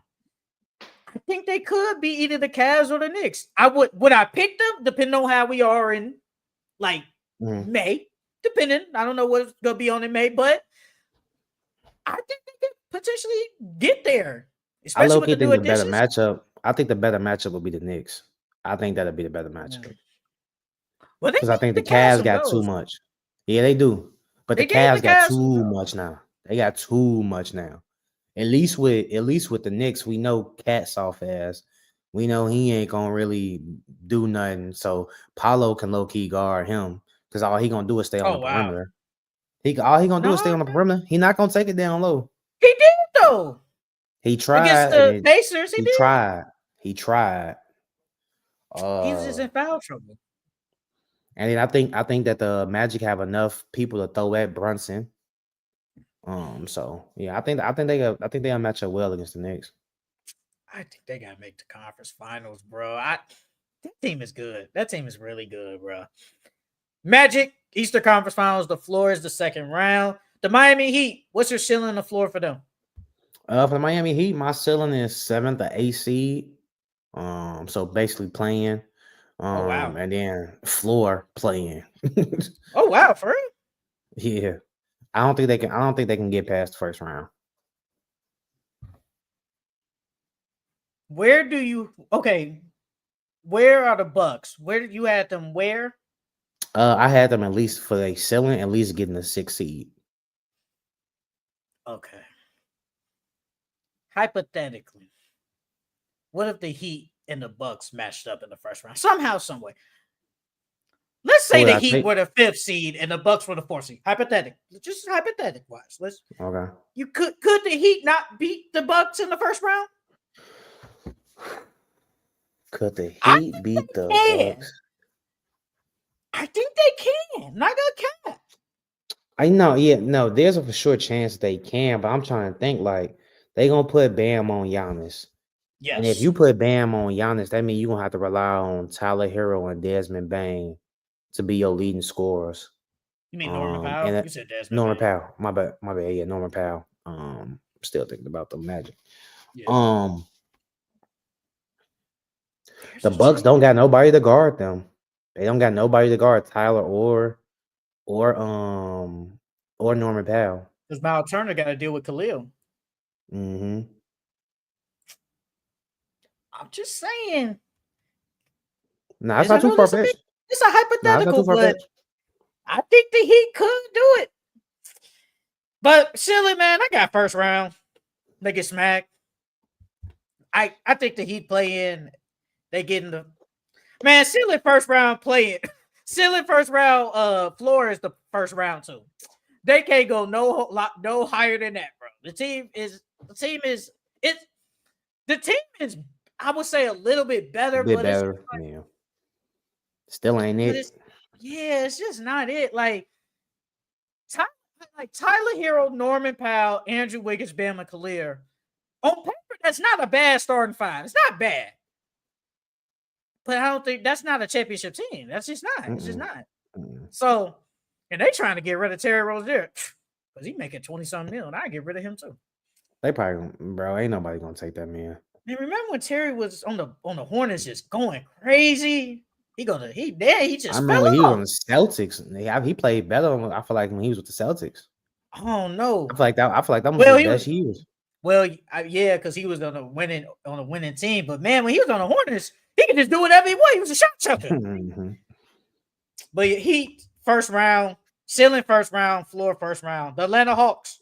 What's your ceiling floor for them? I got their ceiling being the 6th seed. And I low-key, I don't think they can get past the second round. But I can either see them being first round 6th seed, or they floor is the play-in. I think they at least gonna make the playoffs for sure though. Man, I ain't gonna lie. I think they up there with the Magic, bro. I think they gotta make I think they can make the ECF too. Yeah. This team's better. I mean, but they got some new pieces though. Nikhil and Porzingis, they got to gel with that team. For the most part, they still got the same team, but Porzingis, that's a big acquisition to try to get acclimated. It is, but when you make all these moves, man, and with Trae Young, Jalen Johnson supposed to come back, this team's good enough, especially in the weaker East. They could get to the Eastern Conference Finals, depending on matchups. Like, if they have to face the Magic. In the first round, you think they could beat the Magic? No, in the second. I'm talking about second. Oh. I don't think they'll face each other in the first. I think they'll be high up to not face them. In the second round, I think it'd be a dogfight.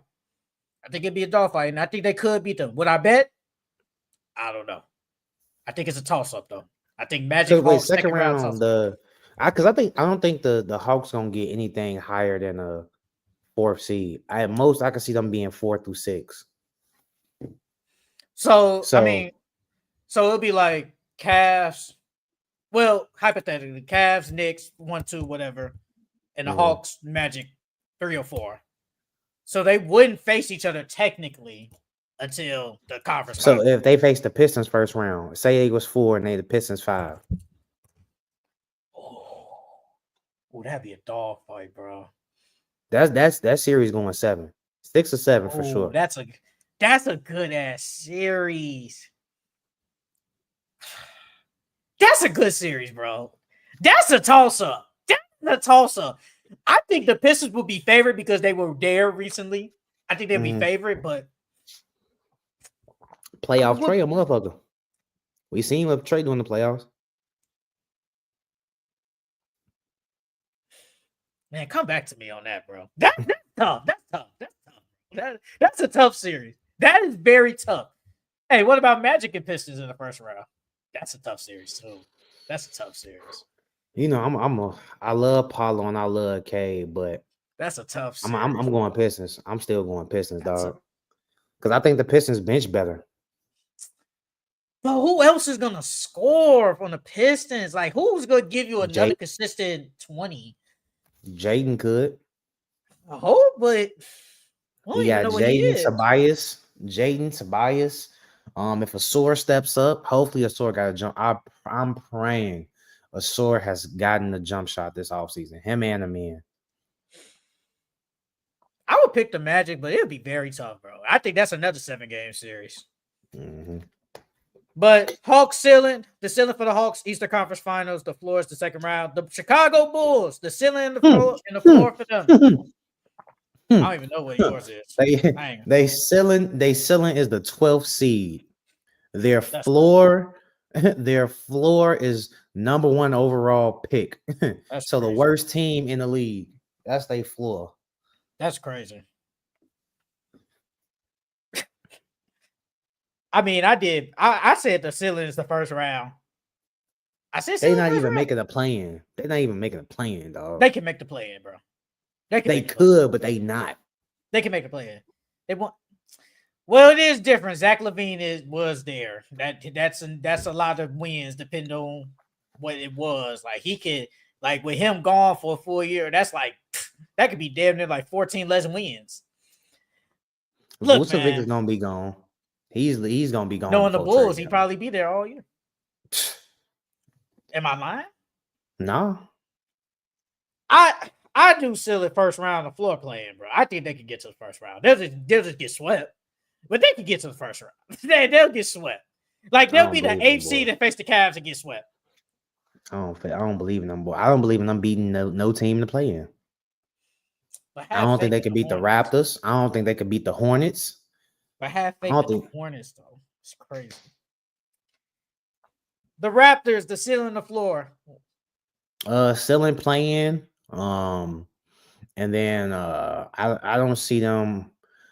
Even though they gotten a little bit better, I still don't see them making the first round. So playing, and then floor is a lottery team. I got ceiling first round, the floor playing. I think they could get in the play-in. They could potentially win one game and then lose in the next game. Or they could sneak into the first round and then probably get swept. They probably get swept by either like the Knicks or the Cavs, and we move on with our lives. Like, I think the team is better, but I don't think they could beat none of the real good teams. So, ceiling, first round, floor play-in. 76ers, ceiling and the floor for them. For them, the ceiling I got, if everything goes right, I got them as like a 4th or a 5th seed, but second round. And then floor playing. If everybody's hurt again and no one's healthy, I still think they can make the play-in though. I got second round, and this is just based off everybody's healthy. If everybody's healthy, I think they can go to the second round, and they probably lose in the second round again. But the floor I got playing. I think they could make the play-in, and they could win. I think they're good enough to make the play-in, win. But then they're good enough to get to the second round. Like, this is still a good team on paper, but the floor with a ceiling, second round, the floor playing the Brooklyn Nets, the ceiling on the floor. I ain't gonna lie, I got nothing. It just literally just has nothing. Look, my ceiling is the 14th seed. The 14th seed. And then the floor is lottery. They're a lottery team. Regardless, they're gonna be ass this year. I got nothing. I literally just put ceiling, nothing, floor, nothing. They're going to be bad this year. They're going to be bad. Like, this is going to be a bad team. So The ceiling, nothing. The floor, nothing. The Hornets, what's the ceiling and the floor for them? For the Hornets, I got ceiling, playing first round, and then for the floor lottery. I got ceiling playing and the floor is nothing. They right there on the floor with nothing, but the ceiling they could get into playing, and then after that, that's it.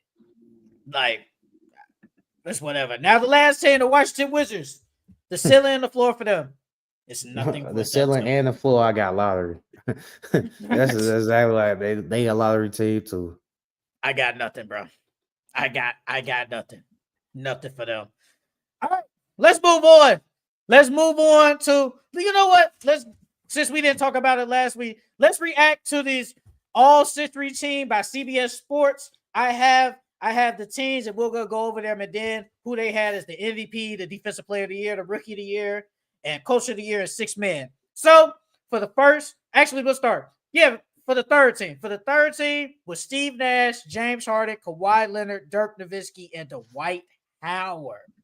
Do you have any problem with that third team, or do you like it?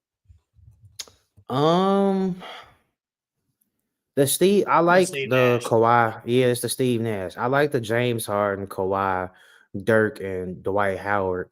But as far as the Steve Nash, they could have put. I would have took Luka probably. Back-to-back MVPs. I mean, yeah, but no, that's a really good accomplishment.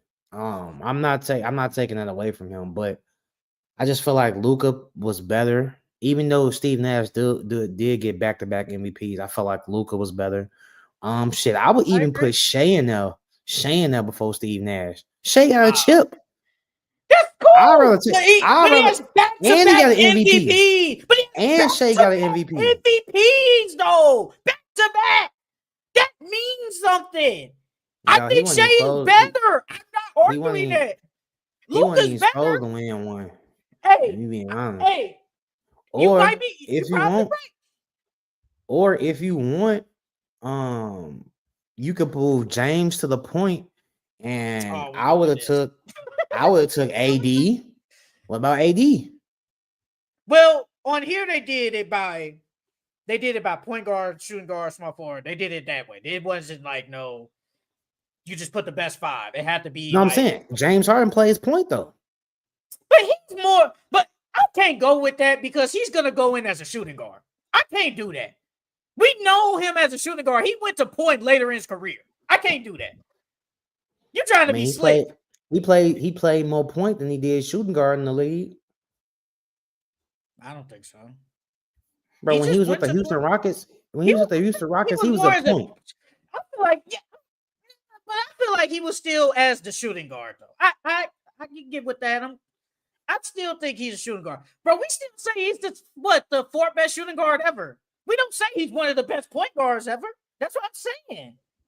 When he goes into the Hall of Fame, he's going to be shooting guard for the Houston Rockets, James Harden. He ain't going to be point guard. Like, we still know him as a shooting guard. Because even with, yes, you're right, he was a point guard for Houston, but to a lot of people, he was still like the shooting guard.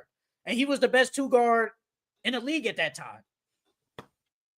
I mean, you have to put a different point guard over Nash. Well, you said James Harden. So if you want to put James Harden, that's fine. Then somebody got to be the 2. Then who would you put 2? You either move Kawhi up to 2. I mean, even though Kawhi's small forward. He's not 2, bro. He got to be 2. But you can either put AD in there. I'm not even mad at AD. AD but if we going out strictly, if we going strictly position, I'm not going position. That's why. If we going strictly position, you can't put a 2 guard. You can't put another 2 guard. You know, they're going over. This is strictly position. So who was the best point guard? Who was the second best on second team? Who was the first best? That's what I'm saying. I'm going off of this. I would take Luka. I would put Luka over Luka or Shea over Steve Nash. I ain't gonna lie. Them back-to-back MVPs, better player.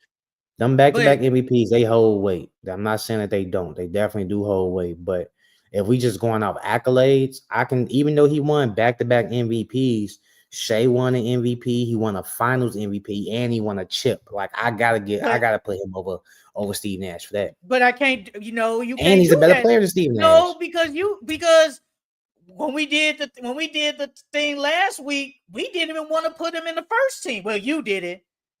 So and Shea was only good for 3 years. This is literally the century, the last 25 years. So you telling me Shea's 3 years isn't better than Steve Nash's entire career? The back-to-back MVP means something. I'm telling you, it just. I mean, but Shea already. But Shea's a better player.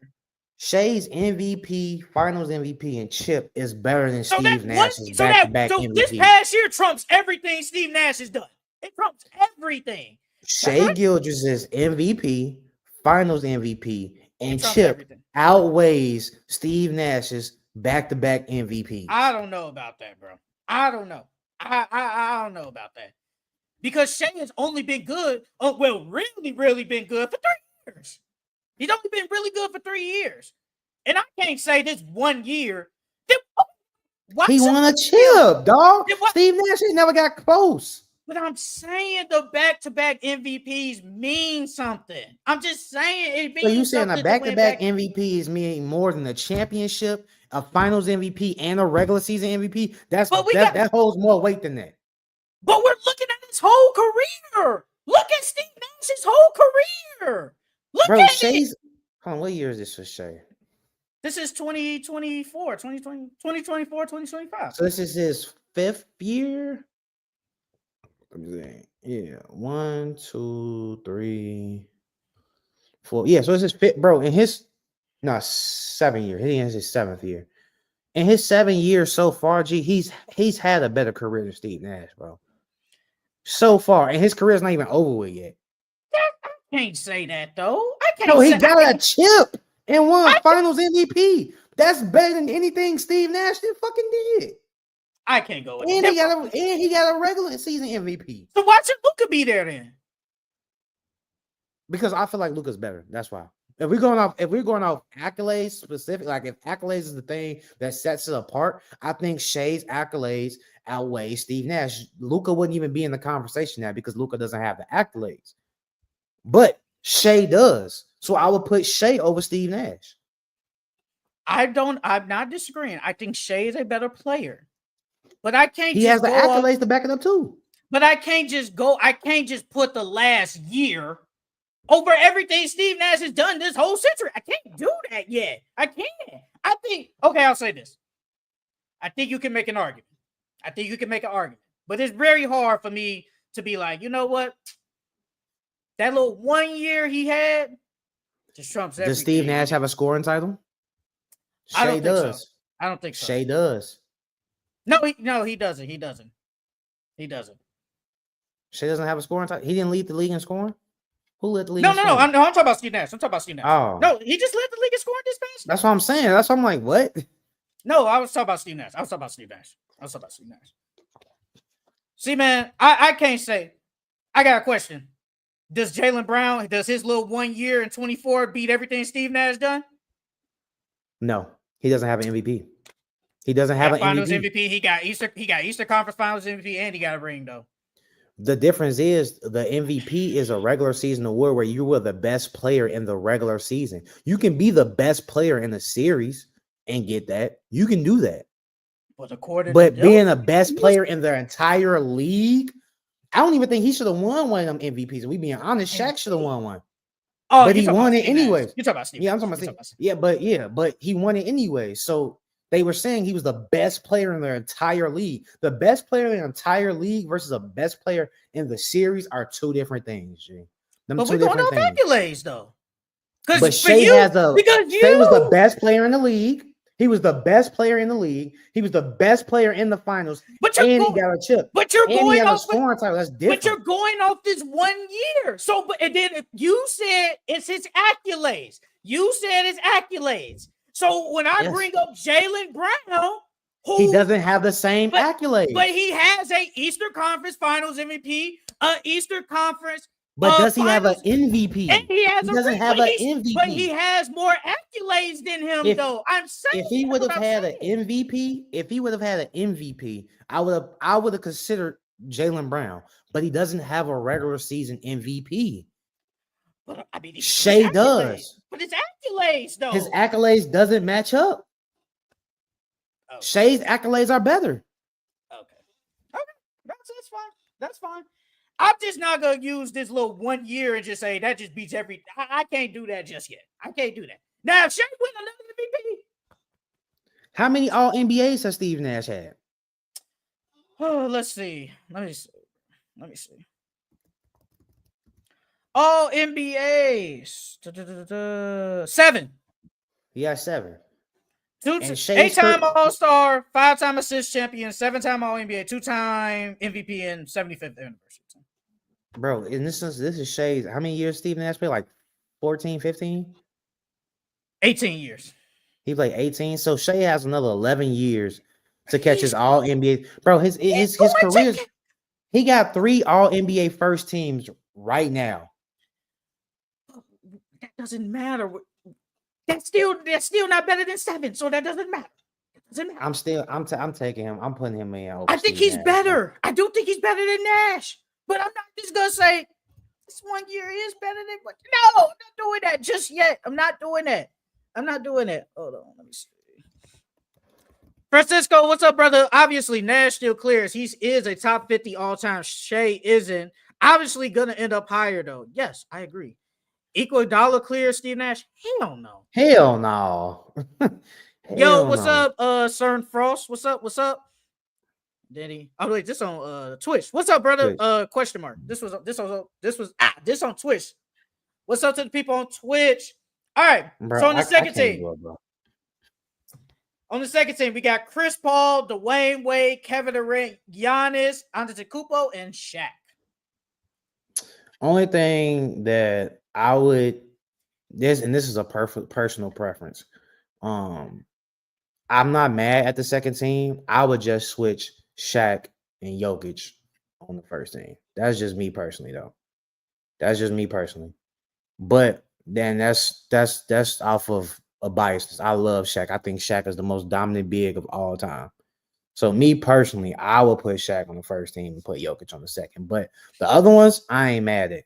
That's cool with me. I think Shaq has how many MVPs? Does he have 1 or 2? I think he has 2. I'm gonna look real quick. I think he has 2 though. Does he have 1 or 2? I'm trying to think. I know he has 1. I don't know if he has 2 though. I'm pulling it right now. No, that's All-Star. No, he only has 1. Okay, so he has 1. Yeah, he only got 1. So he has 1. He has 4 rings, and we're gonna count that. 2 scoring championships. 2 scoring titles. Okay.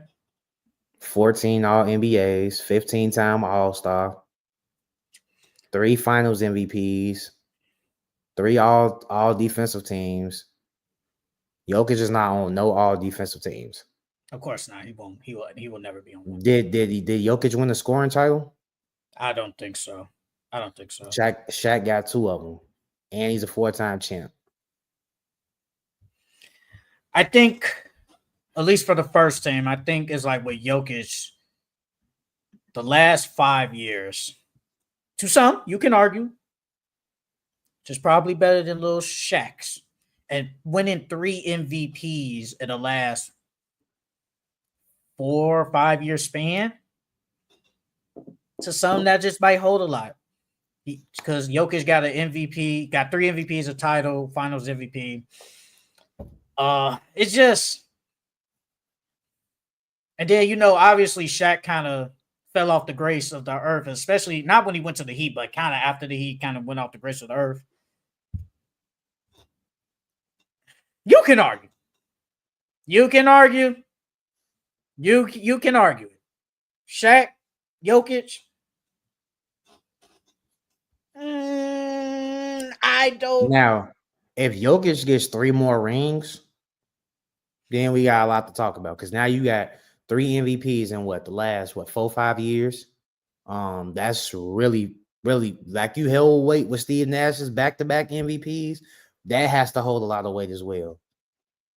And then now you got 4 titles. The only thing is Shaq got them all defensive teams. That's the only thing that's low-key gonna set them apart. That's literally it. And then Shaq got the scoring titles too. So I mean, when it comes, I'm just asking, like when it just goes to those two, does scoring title really just hold that much weight? I'm just talking about between those two. I think it does because I think Jokic could lead the league in scoring. I'm not doubting that. But the fact that Shaq led the league in scoring, I think that should hold some weight. That should definitely hold some weight. A scoring title should definitely hold some weight. Because if it holds a lot of weight with Michael Jordan, it should hold weight with every other player that's won a scoring title. I think the thing is, though, Jordan won it, 10 times? Shaq won 2. You said 2? 2, and it's like, I get it. I have 2. You have none. But that's what I'm saying. But no, but I'm saying, like, no, you said, because, when we do it with Michael Jordan, it should hold the same weight. But it's like Michael Jordan did it 10 times. Shaq only did it twice. So it's not like you was over here giving, like, you had 8 scoring. You let the league score 8 times. You only let it twice. So it's not like a crazy thing. Like LeBron led the league in scoring once. Yeah. But it's like, I mean, that still holds weight though.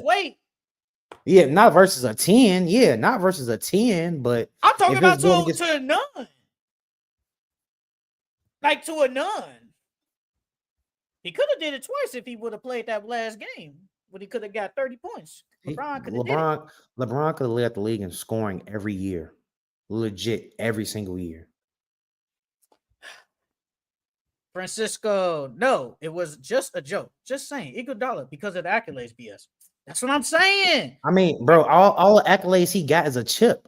We talking about guys with a chip, with an MVP, with a scoring title. Like that's different than just a guy that won a Finals MVP and some chips, dog. Like that's two different things. He has a regular season where he was clearly. They voted him as the best player in the league. Nobody's gonna vote Iguodala as the best player in the league. Like them two totally different accolades, though. No, but you said I asked why is Luka on there? You said Luka was better. That's what you said. But then with Shaq, he doesn't have the accolades. It was Luka is better. Yes, I said Luka is better. I said Luka is better, but I'm not gonna put him on there because he doesn't have the accolades that Shea and Steve Nash had. Now, if Luka would have had one MVP, I would have put him in there over. But then when I brought up Jaylen Brown, you said no. But Jaylen Brown doesn't have a regular season MVP. But he has the finals and the Eastern Conference in the ring. Dog, he has dog. It's a difference between It's a difference between a finals MVP and a regular season MVP, dog. Mm-hmm. A regular season MVP, you are the best player in the league. That means out of every single raw ass nigga in the league, you are number one. A finals MVP, you're just the best guy in the series. That means, say for instance, it was the Celtics, somebody on the other team got hurt. Their best player got hurt. So you're quote unquote the best player in the series. That don't mean shit. You just played really good that series. You were the best player that series versus the best player the entire 82 games. Not 7 games, 82 games. Like that's a big difference, dog. All I'm saying is brought up accolades. I bring up somebody else with accolades who just got 2. He got an Eastern Conference of Finals in a ring. I'm just saying. You brought up accolades. That's like saying Robert Horry versus Bill Russell. Okay. Like they both got hella rings. They both got hella rings. Which one you gonna choose? Hell no. Accolades are different. Wait. Hold on. Wait a minute. Robert Horry was strictly a role player. At least Jaylen Brown, you can argue, was a star.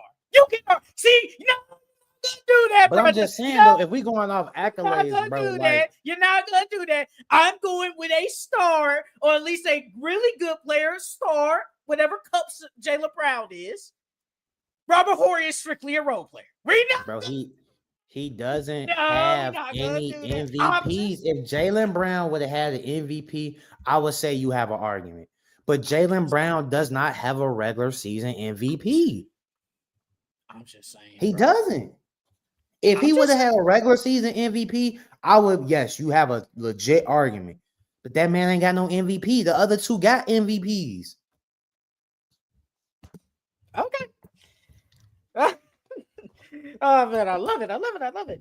For the first team, we got Steph Curry, Kobe Bryant, LeBron James, Tim Duncan, and Nikola Jokic. Like I said, I'm not, I wasn't mad at I'm not mad at that at all. Like I said, I would just switch Jokic and Shaq. That's literally it. I would just switch Jokic and Shaq. Not a problem. First team got best point guard probably ever, best arguably second best shooting guard ever, the best ball forward, best player in my opinion ever, best power forward ever, Tim Duncan, and Nikola Jokic is probably one of the best centers, but probably not top 3 just yet, or maybe top 3. I don't know, but you can argue Nikola Jokic, Shaq, but they got it right. I'm surprised your hating ass ain't say nothing about Chris Paul. You don't like him. Bro, I respect game, bro. I do like Chris Paul. Chris Paul was one of the best point guards to ever grace the game, bro. I just said after I don't really consider him a superstar towards the end of his career. That's it. But I respect Chris Paul. Bro. You Chris said Paul he never had a superstar year. Period. That's what you said. I said when he was with the Hornets. I said when he was with the Hornets, I consider him a superstar. Yeah, we had to go back on that. But when we first talked about it, you said clear as day he never had a superstar year. Never. You said that. We have to go back. Yeah, that was later on. You said it. But when we first talked about it, you clearly said Chris Paul has never been a superstar in the league. You clearly said that. He never once had a superstar year, which was crazy. That was a crazy take. All right, but for the MVP, they had LeBron first, Steph Curry second, Tim Duncan third. They only did the top 3. You like that as the MVP of the century? LeBron, Steph and Tim Duncan. Timmy. Think Kobe should have been somewhere? I like that. Kobe deserved to be in there. Could argue. You could argue. You could argue because don't him and Steph got the same amount of rings? No, Kobe got 5. Steph only got Kobe 4. got 5. Steph 4. Okay. Tim Duncan got 5. Kobe got 5. Nah, Tim Duncan deserves to be in there for sure. Tim Duncan definitely deserves to be in there. Tim Duncan, I feel like Kobe definitely does have an argument because he has more rings than Steph, but Steph revolutionized the game. That's why I feel like they put Steph in there, especially at number 2. Great years. Defensive player of the year, we have Tim Duncan, Draymond Green, and Kevin Garnett. No Dwight? For defensive player of the year, no Dwight? Of this century. No Dwight? No Dwight in the top 3. No. Tim Duncan, okay. Draymond Green is definitely one of the best defenders of this century. And then who was the last one? Kevin Garnett. Definitely one of the best defenders of this generation. But I think Dwight Howard was a better defender than KG. That's interesting. I think Dwight Howard was definitely a better defensive player. Bro, Gil said it himself, bro. Dwight Howard, bro, they didn't have to play defense. Dwight Howard did everything. I don't think Kevin Garnett did everything on the floor because when he was with Minnesota, he still had to score. And then when he was with Boston, that's when he became more of a defensive player. But by that time, he was older. Dwight Howard was a dog defensively every single year. But even when he was on the bubble team. Yeah, but he kind of Dwight Howard has what, 3 DPOIs? He does have 3 DPOIs. And Kevin Garnett has 1. I think he has 1. Come on now. But I think it's because he can guard on the perimeter, though. Dwight can too. Not as much as KG. I'm not. Bro, Dwight Howard lateral quickness was better than Kevin Garnett's. I don't know. That's debatable. It's debatable. Dwight Howard's more athletic. He's taller. He's a more athletic. He's more athletic than Kevin Garnett. And he has 3 DPOIs. Kevin Garnett only has 1. That right there in this. They didn't even put Rudy. And Rudy, damn, they got the most. They ain't put the Rudy on there. Yeah, because Rudy can't guard on perimeter. He just can't. He can't do that. He's not better defender. He's not better defender than Draymond Green. Dwight got snubbed. Dwight definitely got snubbed. He should have been on there. You can argue, but I think Kevin Garnett's perimeter defense is probably better than Dwight's. I'm not gonna count. I don't agree. I'm not gonna count. Rookie of the year, we got LeBron James, Wembanyama, Victor Wembanyama and Luka Doncic. Yeah, I'm cool with that. Yeah, LeBron, Wemby, Luka. I'm cool with that. Coach of the year, we got Greg Popovich, Phil Jackson, and Eric Spoelstra. Yep, I'm cool with that. Yeah, you could say Steve Kerr. Steve Kerr got an argument, but I ain't mad at that. Steve Kerr does have an argument. And the last thing, the 6th man of the year, Manu Ginobili, Andre Iguodala, and Lou Williams. They better say Lou Will. I'll say they better say Lou Will. Jamal Crawford had a case, but I'm cool. Yeah, I was gonna say I would low key put Jamal over Andre. Because how many 6 mans of the year does Andre Iguodala have? Let me see. I would say 1. Yeah, probably about. But Lou Will, I know Lou Will and Jamal got a bunch of them. They got 3. Manu might have a 1 or 2. But we all know Manu as one of the greatest 6 mans of all time. So could have been a starter on some teams and could have dominated. But yeah, I would. If anything, I think Jamal should have been on there. But I ain't mad at that either. I think Jokic, Shaq, just because of the timing, Orlando shot doesn't count. It doesn't because of the century. It doesn't. Y'all on Twitch now, it's nice. Put the link in the bio. Yeah, I'm going to put it in the bio. Probably later. I'll put it in the bio later. But let's move on to these every team's Mount Rushmore for this century. Charles has that pulled up. We'll go through every team and see who should be the Mount Rushmores. You ready? I'm ready. For the Atlanta Hawks, they Mount Rushmore is Al Horford, Trae Young, Joe Johnson, and Paul Millsap. Dominique Wilkins can be on there. I mean, but this is they did this. Wait, in the is last, this? Yeah, this what is it? 2000. It's from 2000. Okay, then. Okay, I actually didn't know that. So from 2000 to now. Paul Millsap was good. I ain't gonna cap. Yeah, Paul he was Millsap really good for them. He was really good for them. He was good for the Hawks. I ain't gonna cap. Hawks ain't really had a lot of great players. So. No, they haven't. They haven't. Paul Millsap, Trae Young, Al Horford, and who was the last guy? Joe Johnson, Paul Millsap, Trae Young, and Al Horford. That's cool. I like that. I'm cool with that. I ain't tripping on that one. Next, Boston Celtics. You got Jaylen Brown, Kevin Garnett, Paul Pierce, and Jason Tatum. I think that's cool. I think that's cool. That's cool. That's cool. That's cool. The Nets. This one I was kind of a little iffy with because I'm like, they got Vince Carter, Richard Jefferson. Richard Jefferson was good. He was, but I feel like they got Brook Lopez and Jason Kidd. Now, because I'm like, bro, it was low key better players, but the way they did it was like your tenure and since the 2000s. So Richard Jefferson, I would have put Kenyon Martin in there, but Kenyon Martin wasn't on the Nets that long. Richard Jefferson was he there for like 4 or 5 years? Yeah, like 4 or 5 years. Yeah. And so they put Richard Jefferson there to do the longevity, but because the Nets ain't really had no good players either. Because I'm like, we could have put, honestly, you could have put KD in there. You could have put Harden, Kyrie, but they ain't been there that long. They was only there for a year and a half, Nick. Well, KD was there for like three years. Kyrie was there for like 3. And plus, they were hurt. No. That's cool. Brook Lopez was really good for the Nets. That's the Vince Carter was good. Vince Carter was good. Jason Kidd, we know what he was. He was amazing. Richard Jefferson, I'm cool because Richard Jefferson was really good for the Nets. I'm cool with the Nets. Bro, did you know Jason Kidd first 2 years that they went to the finals? Yeah, they went back to back. They went back to back. They lost to the Spurs and the Lakers. Yeah. Like, I mean, man, the game. Those teams just better, man. Those teams are just better. Next team, Charlotte Hornets. You got LaMelo Ball, Al Jefferson, Kemba Walker, and Gerald Wallace. You know, they cooking with that one because Gerald Wallace was good. It's cold. Gerald Wallace. Cold, Al Jefferson. A lot of people don't remember. Al Jefferson was good for the Hornets too. Kemba, we know what Kemba was. One of the best post scorers in the league. I'm trying to think who else could they have named. Because before they was the Charlotte Hornets, they was the Bobcats, right? Yeah, they were the Bobcats. You still got Steven Jackson.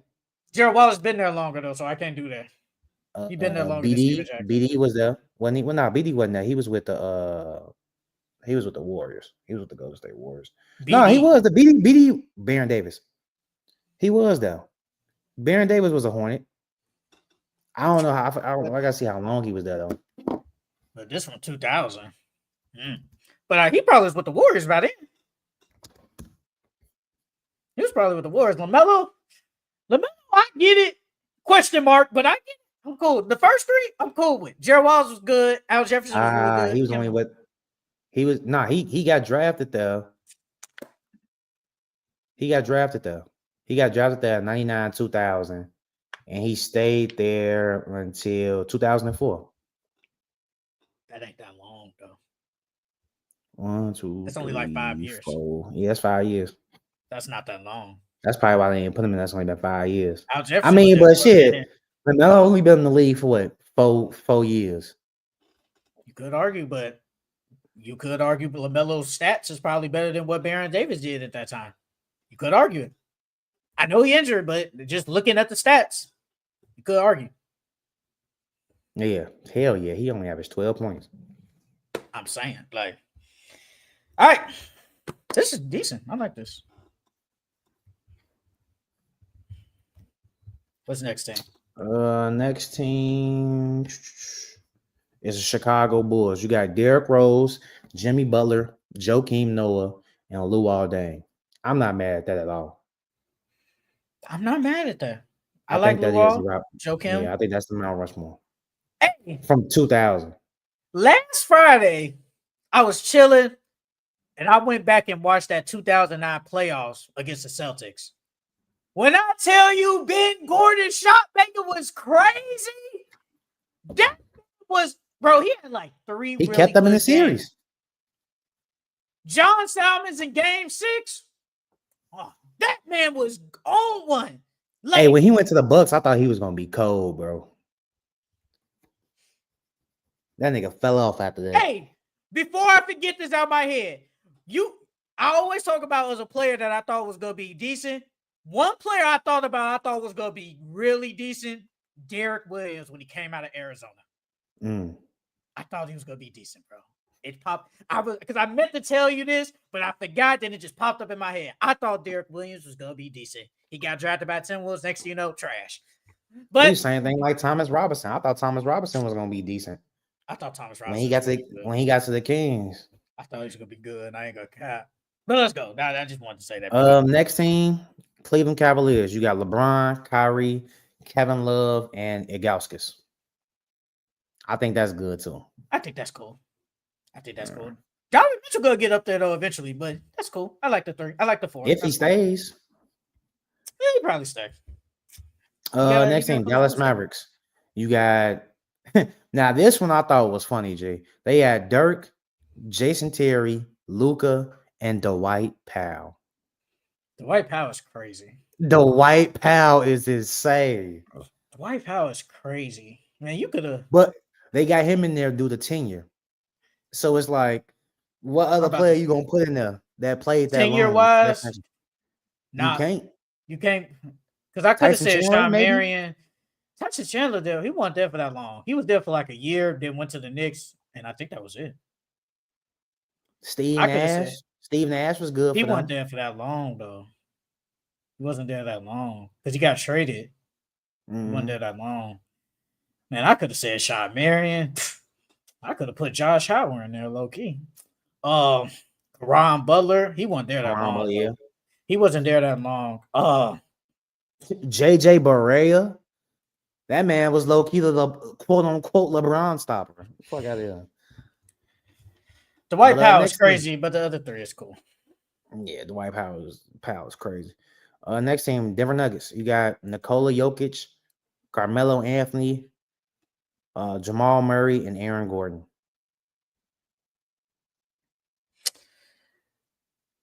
Ty Lawson got something to say. Aaron Gordon. He got something to say. Ty Lawson got something to say. Aaron Gordon won a chip with them, though. But Ty Lawson was a better player, though. He got something to say. Ty Lawson got something to say. Oh, he got something to say. I'm just saying, Ty Lawson got something to say. We ain't gonna act like Ty Lawson wasn't the best player on them Nuggets teams when we all thought they was gonna be trash, but they were really a good team. They had a bunch of good number threes on that team. With Wilson Chandler, Gallinari, Timothy Mozgov, JaVale McGee. They had a squad, Aaron Aflalo. They had a really good team. They just weren't better than all them other teams. Ty Lawson got something to say. I'm just saying. I He don't got know, something to say. dog. The best Ty Lawson then did, the man only averaged 14 points for them. But how long was the tenure? 6 years. He got something to say, bro. I'm just saying. He got something to say. I mean, but he ain't won them no chip. Aaron Gordon been there for 5 years. And he got a chip out of them. I never said Ty Lawson should be. I just said he got something to say. Next team, Detroit Pistons. You got Chauncey Billups, Richard Hamilton, Tayshaun Prince, and Ben Wallace. I feel like they just did all that because they won a chip there, bro. K gonna be on that soon though. He could, but if you think about it, who actually has been better than them? Well, if you want to say K, that's fine. Maybe that's Andre Drummond, but it's like it's really not a lot. Yeah, only person I'll give you is K. Hey, if Blake Griffin was there longer, he would have said Blake Griffin was Blake Griffin on the Pistons was a beast. He was a beast. Next team, Golden State Warriors. You got Steph Curry, Klay Thompson, Draymond, Iguodala. I mean, I feel like everybody should have known that. Yeah, that's cool. That ain't no. We don't got to talk nothing about that. Houston Rockets. You got James Harden, Yao Ming, Clint Capella, and Shane Battier. Now, don't get me wrong. Shane Battier was good. I feel like T-Mac should have been on this list, bro. And if anything, over Capella. I was going to say over Capella. He definitely should have been over Capella, bro. Capella does not deserve to be in here. On the Mt.Rushmore. When you think about the Houston Rockets, bro, you think about James Harden. You think about Tracy McGrady and Yao Ming. And Shane Battier, because they had those battles with the Lakers and shit. But you think Yao Ming, T-Mac, and James Harden, bro. You don't think Clint Capella. And if you do, that's only because he was drafted there. T-Mac should have been on there. Shane Battier, I get it. Capella. But Capella's best years was there. Those was his best years. But they weren't better than T-Max, though. I agree.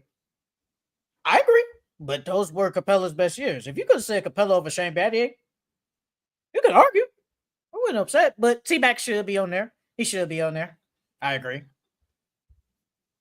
What's the next team? Oh, shit. Next team, Indiana Pacers. You got Paul George, Tyrese Halliburton, Jermaine O'Neal, and Miles Turner. Now, when I look back at it, I'm like, okay, they said from 2000 and on. Because I think Reggie last season was like 2001, maybe 2 or the 2000, one of those. So I'm like, okay, I get why Reggie isn't on there. But I ain't mad at that because Jermaine O'Neal was a dog for them. Yeah, I'm not. Miles Turner, one of the longest Pacers ever. Paul George and Tyrese. I'm like, that was cool. Yeah, that's fine. I like that. Pacers is cool. Those are. Yeah, 2000. Yeah, you could argue. I ain't gonna lie though. My guy Danny Granger got something to say. Danny Granger got something to say. Don't sleep on Danny Granger. Los Angeles Clippers. You got Chris Paul, Blake Griffin, DeAndre Jordan, and Jamal Crawford. That's perfectly fine. I have no problem with that. Nothing at all. Live City, man. I thought those were really good teams, man. They just couldn't win a championship. I thought that year what Chris Paul got injured against the Spurs. I thought that was their year. They had a bunch of times where they could have went far. Yeah, they blew the 3-1 lead. Next team, Los Angeles Lakers. You got Kobe Bryant, Shaquille O'Neal, Paul Gasol, and Derek Fisher. That's fine. I have no problem with that. That's fine. I feel like the only reason LeBron ain't on this because they all played longer. Majority of their years. They all played majority of their years for them. That's fine. That's cool. I ain't got no problem with that. Memphis Grizzlies Mt.Rushmore. You got Mike Conley, Zach Randolph, Mark Gasol, and Tony Allen. That is fine. I like it. You wouldn't put John here over Tony? Tony Allen, man. Hey, man. They went to Western Conference Finals. They went to Western Conference Finals, man. I'm just saying, Tony Allen was good. I Tony feel Allen was like a good player. them first three, I'm cool with. But like when you think of the Memphis Grizzlies, I feel like you think of Tony Allen, but you think of them three first. And then when I think of the Memphis But Grizzlies, who brings the grit and I think of grind? Ja. Tony Allen. I The think grit of and Ja, grind is Tony Zach Allen. Randolph, and Zach Randolph. Oh, that's cool. Zach That's Randolph two was a gritty players. guy. Yeah, but that's two. Grit and grind, Tony Allen. They got Tony Allen jersey retired, man. He means something to them. No, for sure, yeah, for sure. But me personally, I would put Ja in over him.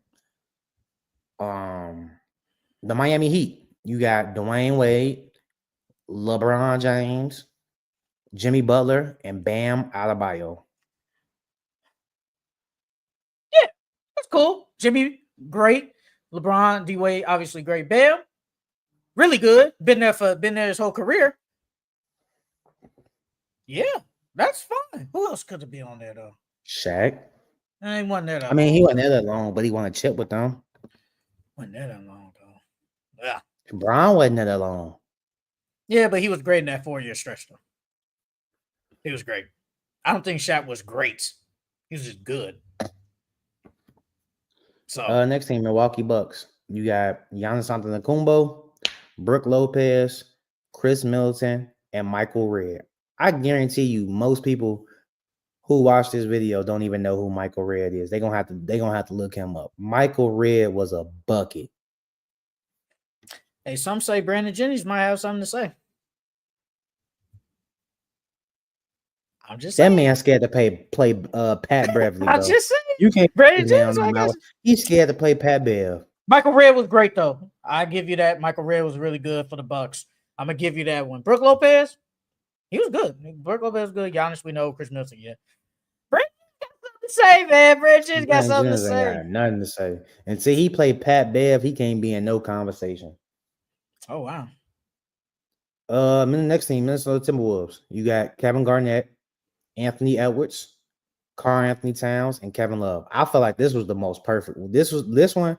This Timberwolves, like right? Celtics. Yeah, this was perfect. You said Ant, Cat, who else? KG and Kevin Love. I love it. Yeah, that was perfect. Kevin Love, man. Kevin Love, man. It's him and like him. Remember him and Chris Bosh, bro. I wonder what their careers would have been like if they never would have teamed up with Brian. I don't think they would have won a chip, but individual wise, I think Chris Bosh would have just been a really good player. He wasn't Kevin Love, bro. He would have just been a really good player. Bro, that boy Kevin Love was rebounding his ass off, bro. He was easily one of the best power forwards in the league. Damn near the best. And at that point in time, he was the best power forward in the league. There was nobody better than him. Next team, New Orleans Pelicans. You got Chris Paul, Anthony Davis, David West, and Zion Williams. Zion may be questionable, but David West, I like him. We know Anthony Davis, peak years, AD. Chris Paul, we know. I'm trying to think, man. Pelicans. Who would you put over Zion? They ain't really got nobody. They ain't really had nobody. Only person I thought of was Tyson Chandler. Nah. That's the only other person I can think of. But David West.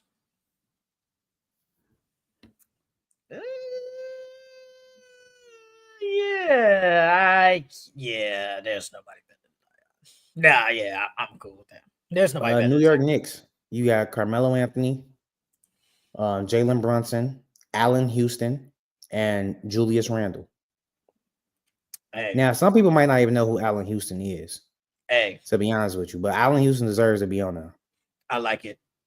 Julius Randle gets slept on, but he didn't do nothing for them, but he was really good, though. I ain't gonna cap. Allen Houston, really good. Melo, Jalen Brunson, we know. Next team, we got OKC. You got KD, Russ, Shea, and then the last one is Nick Collins. Nick Collins has been there forever, so I can't understand his whole career damn that shit. James Harden was only there for 3 years, so it's not that long. Yeah, like 3-4 years. Yeah, it's not that long. So I get it. You will put James Harden on there, but I understand. I get it. I understand. If they wasn't going off tenure, would you put J-Dub or Chet over him? Or James Harden over him? I put James. At least James won a 6-man. Next team, Orlando Magic. You got Dwight Howard, Tracy McGrady, Jameer Nelson, and Nikola Vucevic. Now, I feel like they only put T-Mac on here because they didn't put him on the Rockets. Low-key, I feel like Paulo should be on here. I would stick at Paulo. I'll put Paulo on there over Jameer Nelson. See, man. See, okay, never mind. I take that back. Vucevic was really good for the Magic. I give him that. Yeah. He was really good. So I was like, is there anybody else? And I was like, man, you could have snuck on there Evan Fournier low-key. You could have snuck him on there. Hell no. You could have low-key. You could have snuck Evan Fournier low-key. Could have snuck Evan Fournier. Could have. Nah, Aaron Gordon went better than none of them at that time. Hell no. Cool with it. I like it. Vucevic, yeah, I'm cool with it. T-Mac, yeah, I like it. I feel like that's the only reason why they put T-Mac on there because they ain't put him on the Hawks. I could sneak either Hedo Turkoglu or Rashard Lewis on that low key. That's who I looked up. Hedo and Turkoglu and Rashard Lewis. I think Turkoglu should have been on there over Jameer Nelson. Jameer Nelson was. He was okay, but like to be on Mount Rushmore though. Could have snuck Ray for Austin on there. Nah, let me stop. Nah, I said now you troll. Let me stop. Next team, Philadelphia 76ers. We got AI, Joel Embiid, Andre Iguodala, and Thaddeus Young. I'm cool with it. Thaddeus Young was good. I like it. I'm cool with that. Andre Iguodala, man. No Ben? Bro, come on now. When Ben was on Philly, bro, come on now, G. Thaddeus Young, man, had when you go by career, Thaddeus Young probably beats out Ben, bro. Bro, Ben was there for 4 years. He got a Rookie of the Year, 3 All-Stars, 1 All-NBA, 2 first-team all defensive teams, bro. He can't get in over that. How long was Thaddeus there? But Thaddeus Young was good though. Like he was good. Like I'm not but Ben wasn't better. I think Ben's a better player. Well, at that time, I think he is a better player, but he was there for 7 years. Ben was there for 4. But Ben did more to him in them 4 years than he did in 7. I'm just saying, but you just said it earlier. They go by your tenure. I mean, I'm just saying. I mean, I understand I think Ben is better, but it's at that time. I think he's better, but I feel like they snubbing Ben because what he did to the Atlanta Hawks, bro. You shouldn't snub that man because of that.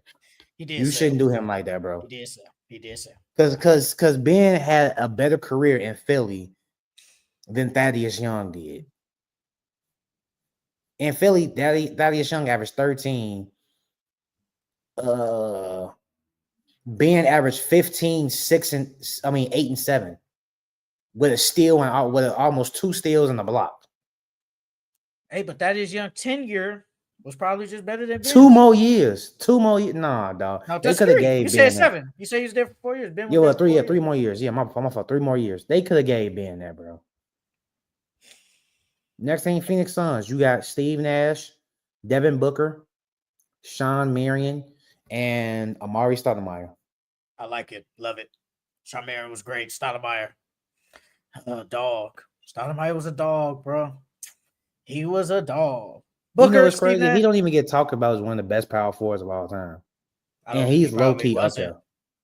Bro, he's low key up there. Only people I could put probably up: Karl Malone, Dirk, KG, Giannis.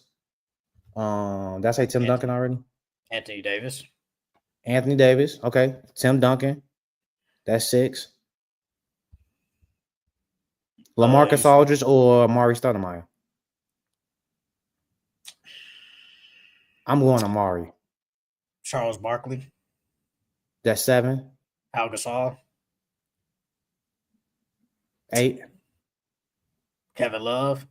Depending on what you think of him. Kevin Love or Amari? I'll take Kevin Love. I'm taking Amari. Why? Amari was more dominant. He was more dominant. He was more. I think Amari was. Kevin Love could shoot better, damn near rebound better, could pass better. All that he's better than him at.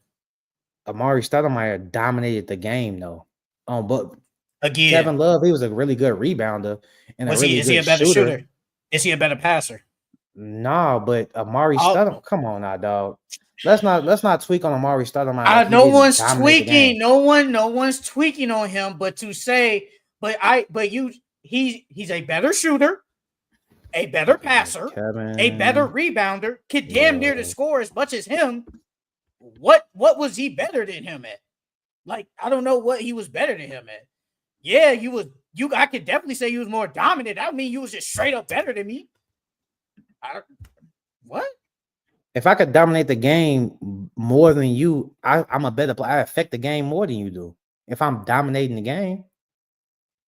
That don't automatically make you just like better, Shaq. though. I mean, Jokic is a better passer than Shaq. Well, yeah, he's a better shooter than Shaq. So that's fine. He's a better shooter than Shaq. Rebounding, they can probably cancel each other out. But Shaq's better defensively. And that's why a lot of people Jokic. And that's but people say Jokic is better than Shaq. You can argue Jokic is a better player than Shaq. You can argue that. You can argue he is probably a better player. He just won't be ranked higher than him because of the accomplishments he has. If we take the 6 years Kevin Love was in Minnesota, he averaged 19, 12 with 2.5 assists and no blocks and no steals. We go to Amari and we take Amari's tenure in Phoenix, 21, 9 rebounds, a block, a steal, and 1.3 assists. But we know Kevin Love a better passer than him. We're not gonna do that. We're not gonna do that, bro. We're not gonna do that. We're not gonna do that. We're not doing that. We're not doing it. We're not doing it. We should make a TikTok video. Who better, Kevin Love or who you taking? Kevin Love or Amari Stoudemire? We not gonna do that. Who y'all taking? The Kevin three Love main or Amari things Stoudemire? he's better than him at. I'm just saying. Like the three main Amari, things he's better than. Just because he's just dominant. Team, that was it. Next team, Portland Trailblazers. We got Damian Lillard, LaMarcus Aldridge, Brandon Roy, and CJ McCollum. Ooh, CJ. You know what? CJ on there. This ain't yeah. CJ on there was good. CJ on there isn't worse. Hey, Francisco, if you still here, who you think better, Kevin Love or Stoudemire?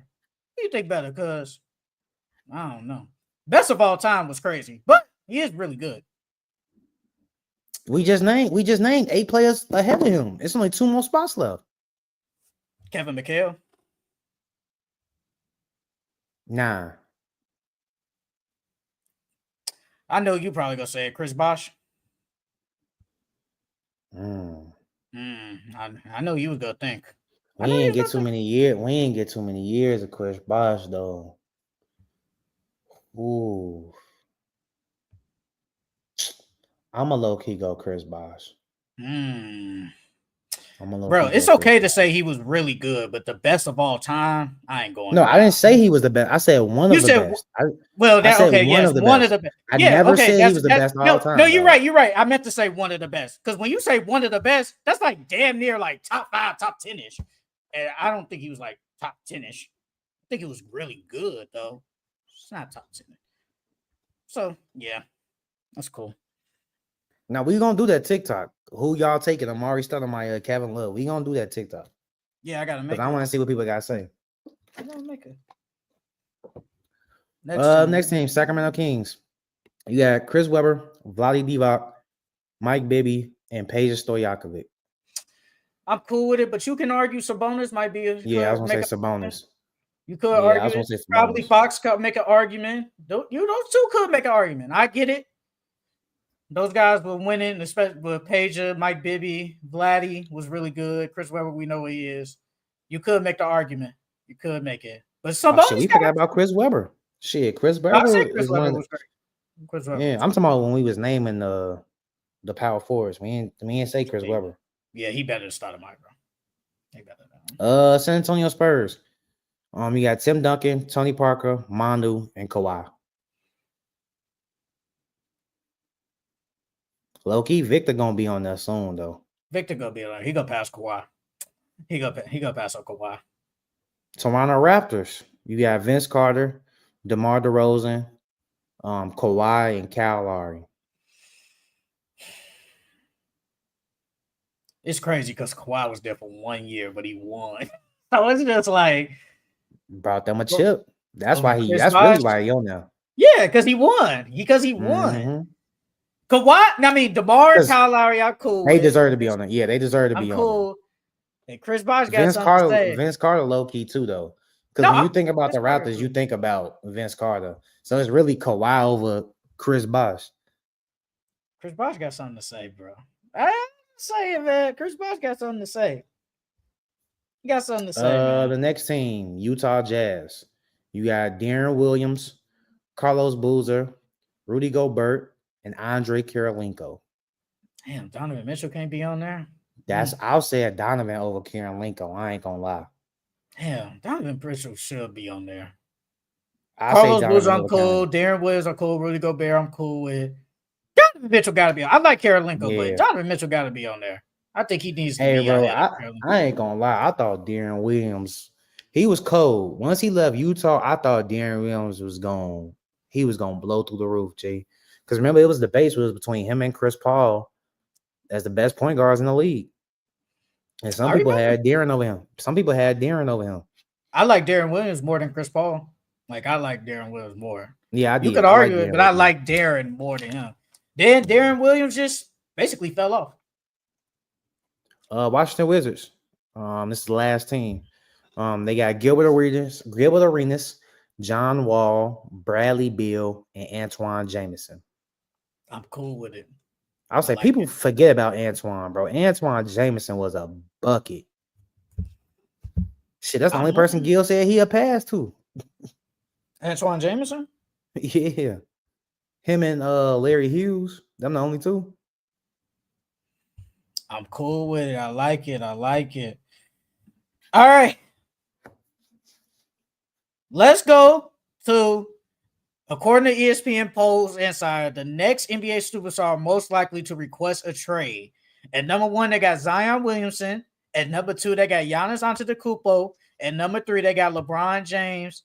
At number 4, they got Ja Morant. And at number 5, they got Trae Young. I think Giannis and Zion should be switched. I think Giannis will request a trade first before Zion. Because Giannis ain't nothing going on there in Milwaukee no more. Unless he wants to be loyal. I mean, honestly though, I don't see Zion leaving. I see them trading Zion. I don't see Zion requesting a trade. I just see them trading him. I think Zion should have been asked out a long time ago. He should have been asked for it, bro. I mean, bro, I don't think he wants to be there. I think he just rather be somewhere else than New Orleans. LeBron James, I don't see him asking. I definitely don't. Trae Young, Trae Young could. He could. This is last year. I see the same thing with him. I see them trading him before he asks. Because he love Atlanta, bro. I know he love Atlanta, bro. I feel like if Trae Young go to any other city, he not going to get the same love he get in Atlanta, bro. He's still going to get love, don't get me wrong, but it's not going to be the same. It's not. Depends on where he goes. Unless it's like a big market like LA, Boston, New York or something like that. He ain't going to none of those teams. He gotta go to a bigger market. That's the only other way.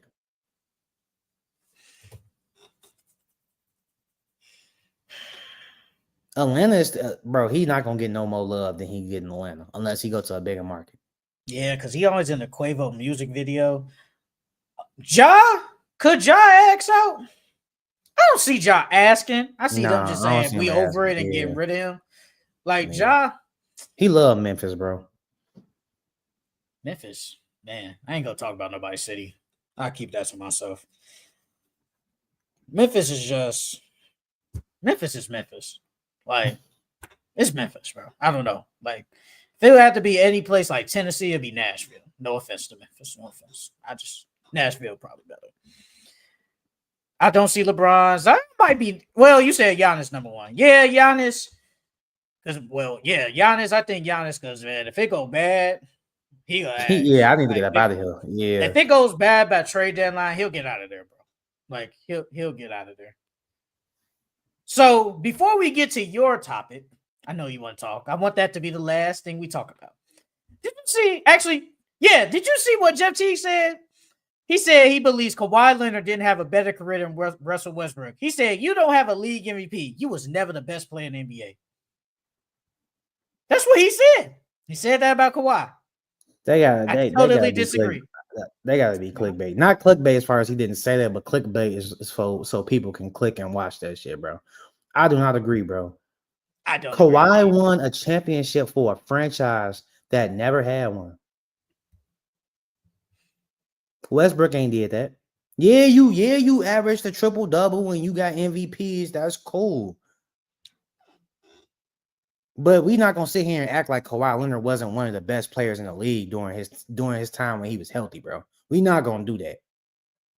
Westbrook got them MVPs because of what? He was averaging a triple double, and ain't nobody did that shit since Oscar Robertson.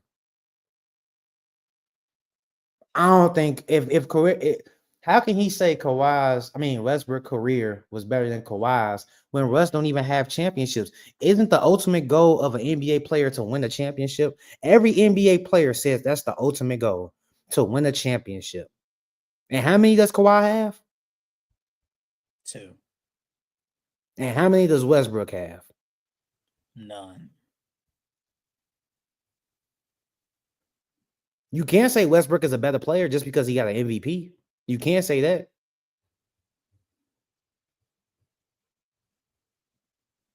So his career is better just because he got MVPs? Nah, I can't agree with that. The full quote, he said, Kawhi Leonard is not better than Russell Westbrook. He does not have a better career than Russell Westbrook. He won championships, but this is an individual award. Give me Russell Westbrook. He don't have no league MVP. You was never the best player in the NBA. You've never been the best player in the NBA. My thing is, I like Westbrook.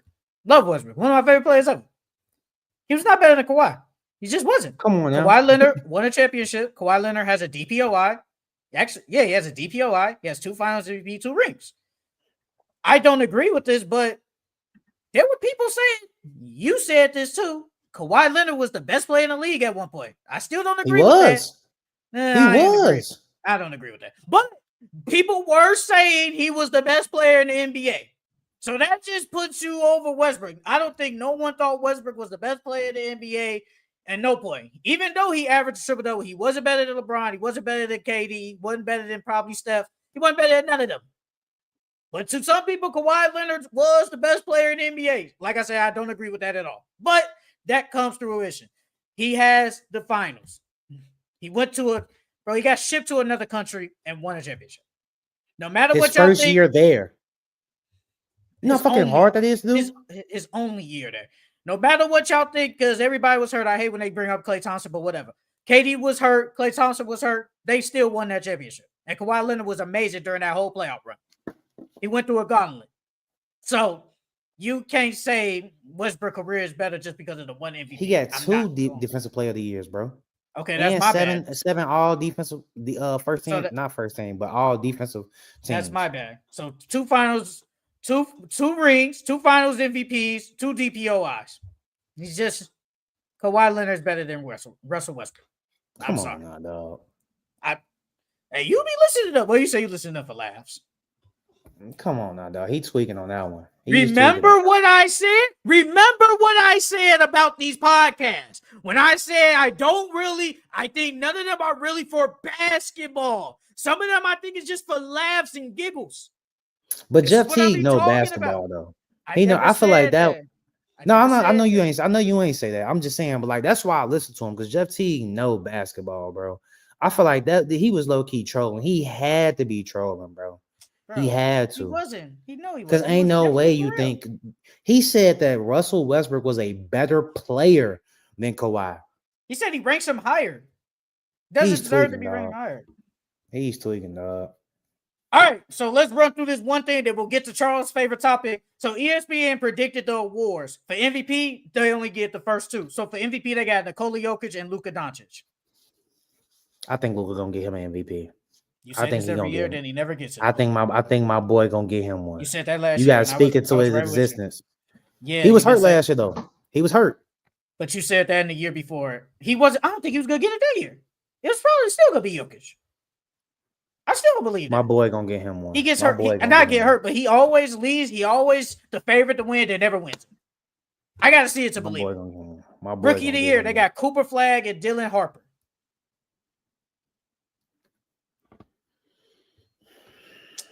I go Cooper or VJ. I don't think Dylan Harper is gonna. I don't think his stats gonna be enough.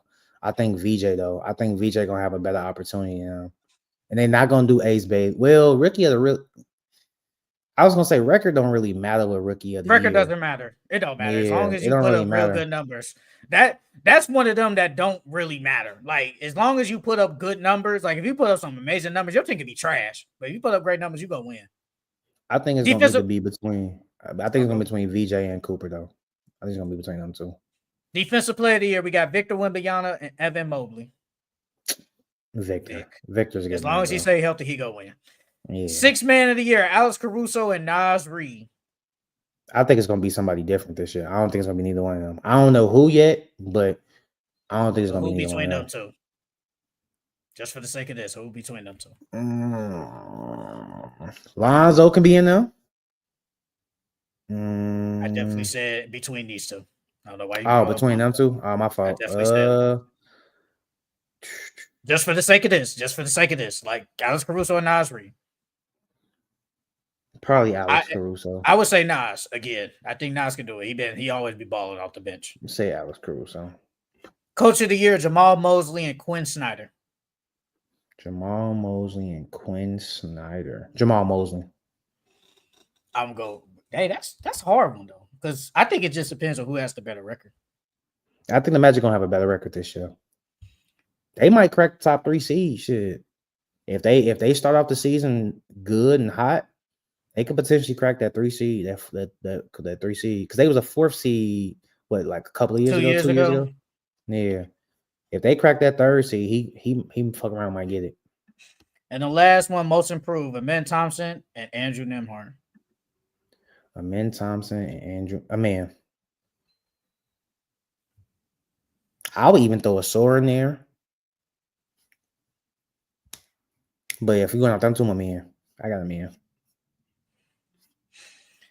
Now for the final topic. Gilbert Arenas says Damian Lillard clears Kyrie Irving. If I can find a quote, I got it. If Dame was in a bigger market, we wouldn't even be having this discussion. Kyrie's a 3-time All-NBA. Dame's a 7-time All-NBA. That means he was a top 3 guard in the NBA for 7 years. So, since he said this about your guy, do you agree or disagree with him? Hell no, I don't agree with that shit. First off, he's using stats to manipulate the argument. Okay. Now, first and foremost, Dame has played 120 more games than Kyrie. So that's like a season and a half. Okay. So that just tells you right there, Kyrie's damn near always hurt. But that doesn't mean that Dame is a better player than Kyrie. You know what I mean? Now, Dame does have he has 9 All-Stars, 7 All-NBAs. And so his career average, he's averaged 25, 4, 6 assists, about 1 steal, shooting 43 from the field, 37 from 3, 89 from the free throw. And Kyrie has 9 All-Stars, 3 All-NBAs. In his career, they both got Rookie of the Years. And his career average is 24, 4, 5, a steal, but he shoots 47% from the field, 39 from 3, and he shoots 88 from the free throw. So they damn near got identical stats, if we being honest. And then in 2013, 2014, They both averaged damn near the same, but Dame had a better team. He was the 5th seed. His team was 54 and 28, and they got bounced in the second round by the Spurs. And I think that's when Dame won his first no, he won his first all NBA in 2013, 2014.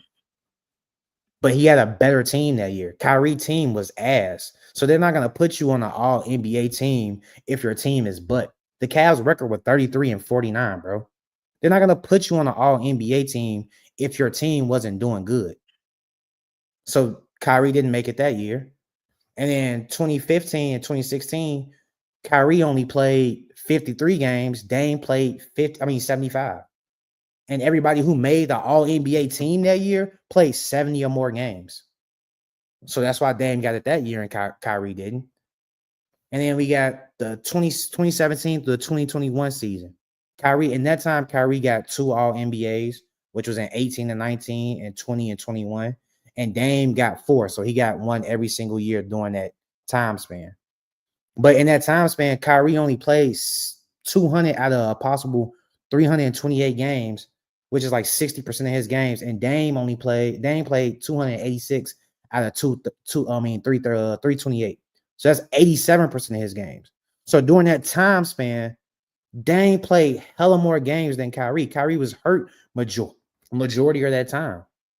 So of course he's not going to get an all NBA if he's injured, but that doesn't make Dame a better player than him. Hold on.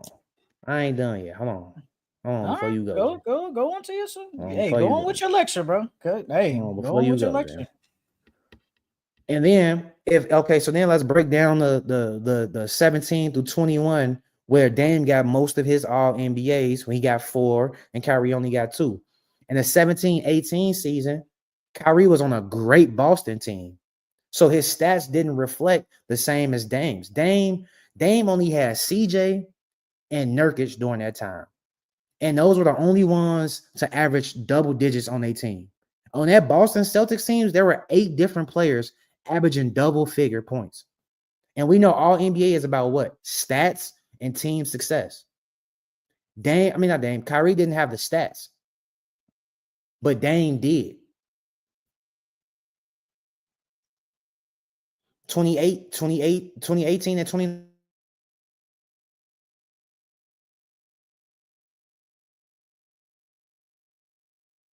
I was about to say, you done? Hell no, I ain't done. The Go 2018, 2019.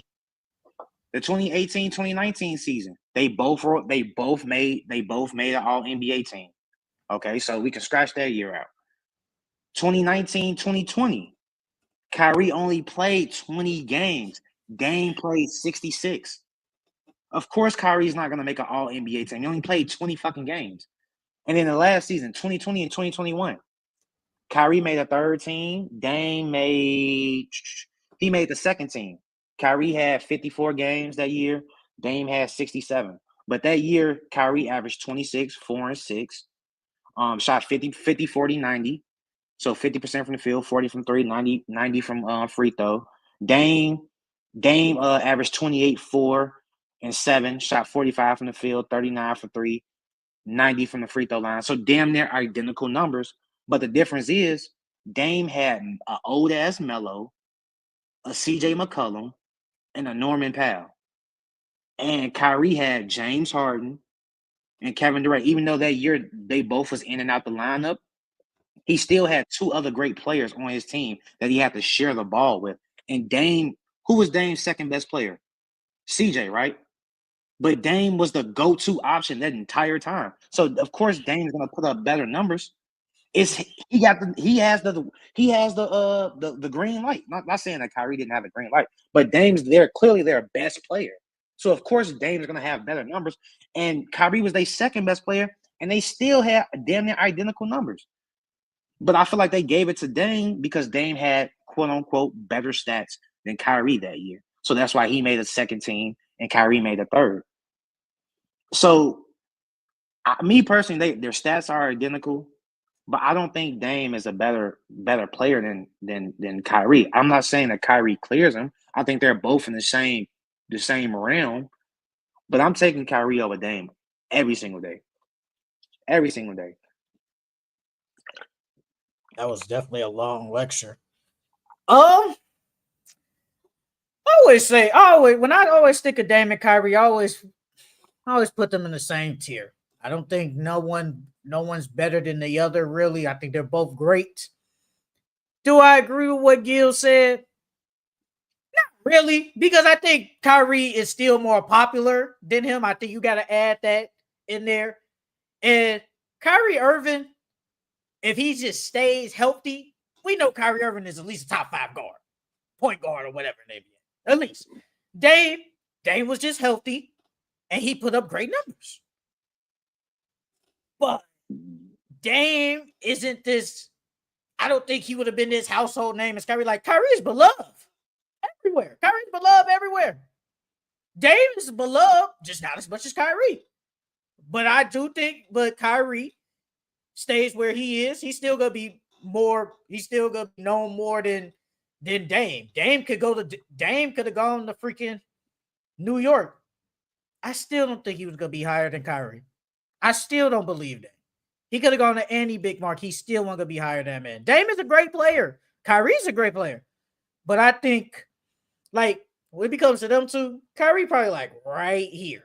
Yeah, he doesn't clear Dame. They both right there. Yeah. But Kyrie is probably a better player. I think he did use the stats, but that don't mean just because he was like a 7-time All-NBA and Kyrie was only 3, that was just like, yeah, he's better.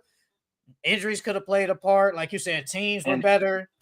You know, like that's my problem, a lot of stuff plays into it. So, you know. That was my problem with it. My problem was that you're using the stats to try to push the narrative.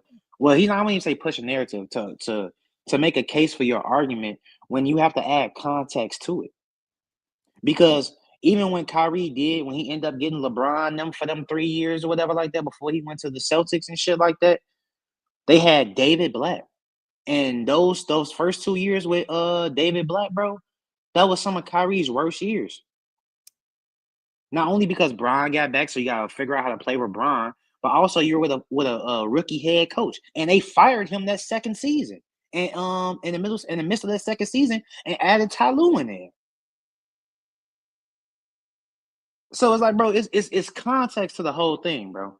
Don't disrespect my boy like that. I'm not saying Gil is disrespectful because Gil obviously knows he's a great player, but Dame's not better, dog. He's not better than Kyrie.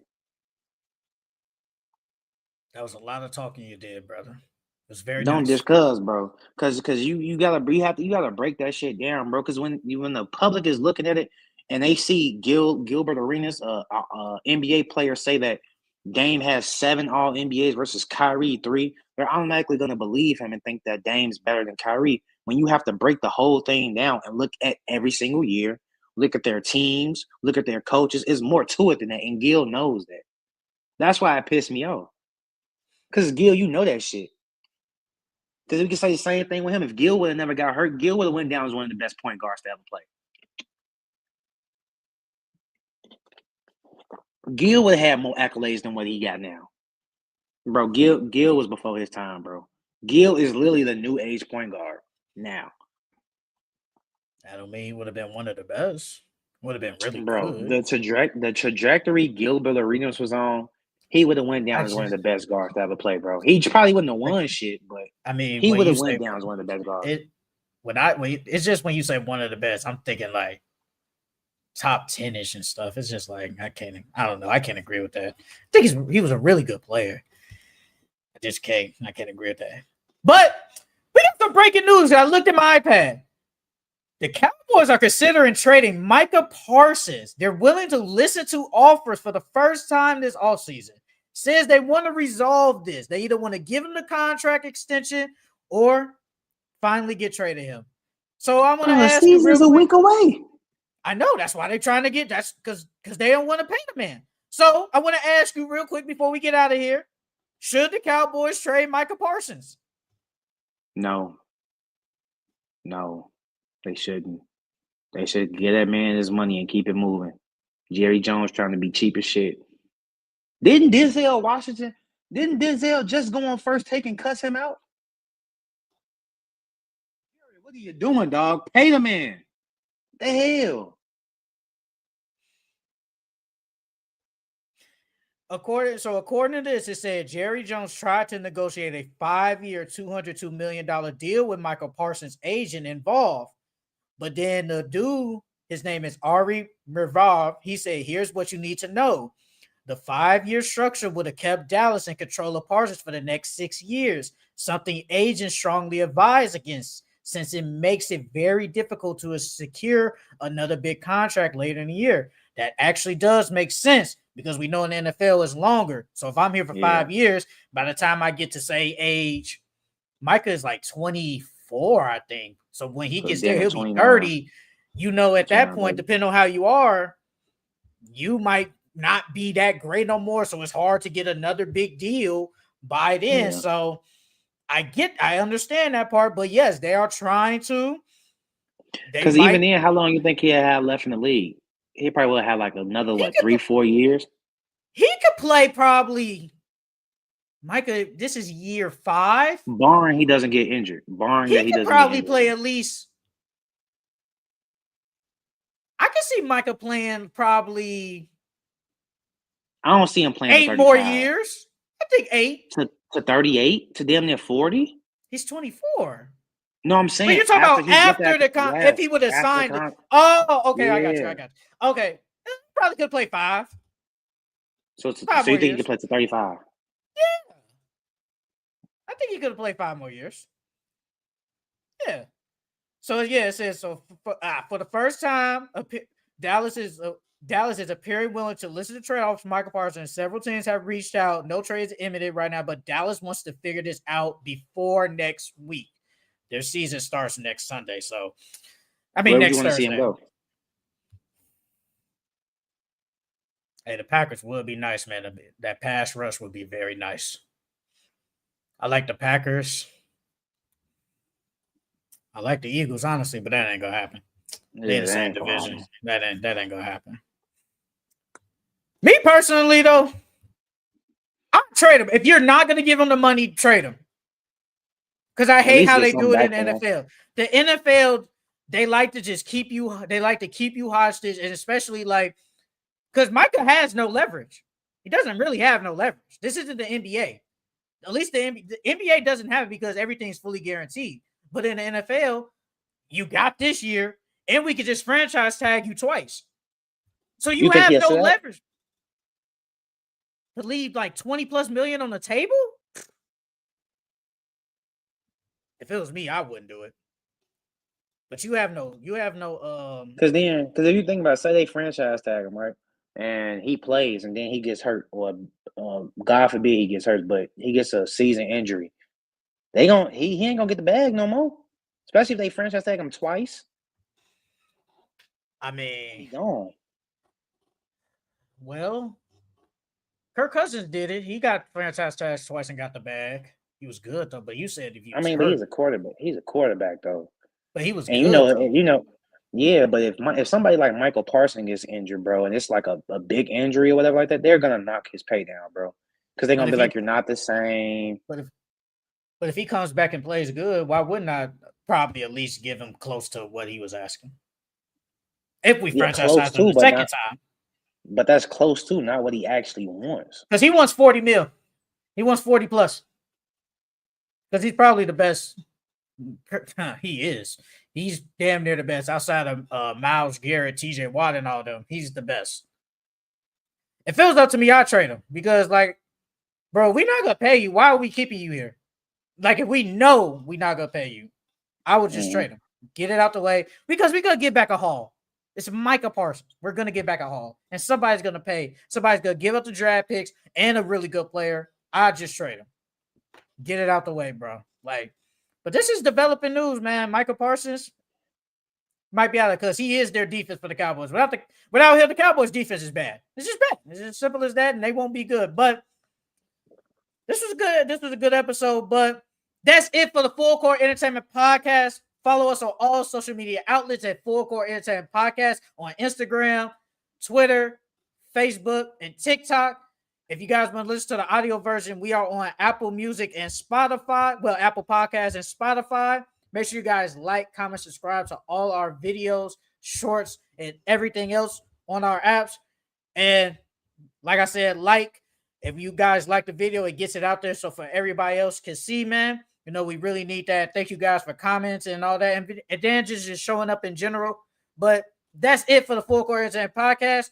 We will see you guys next time. See you guys later.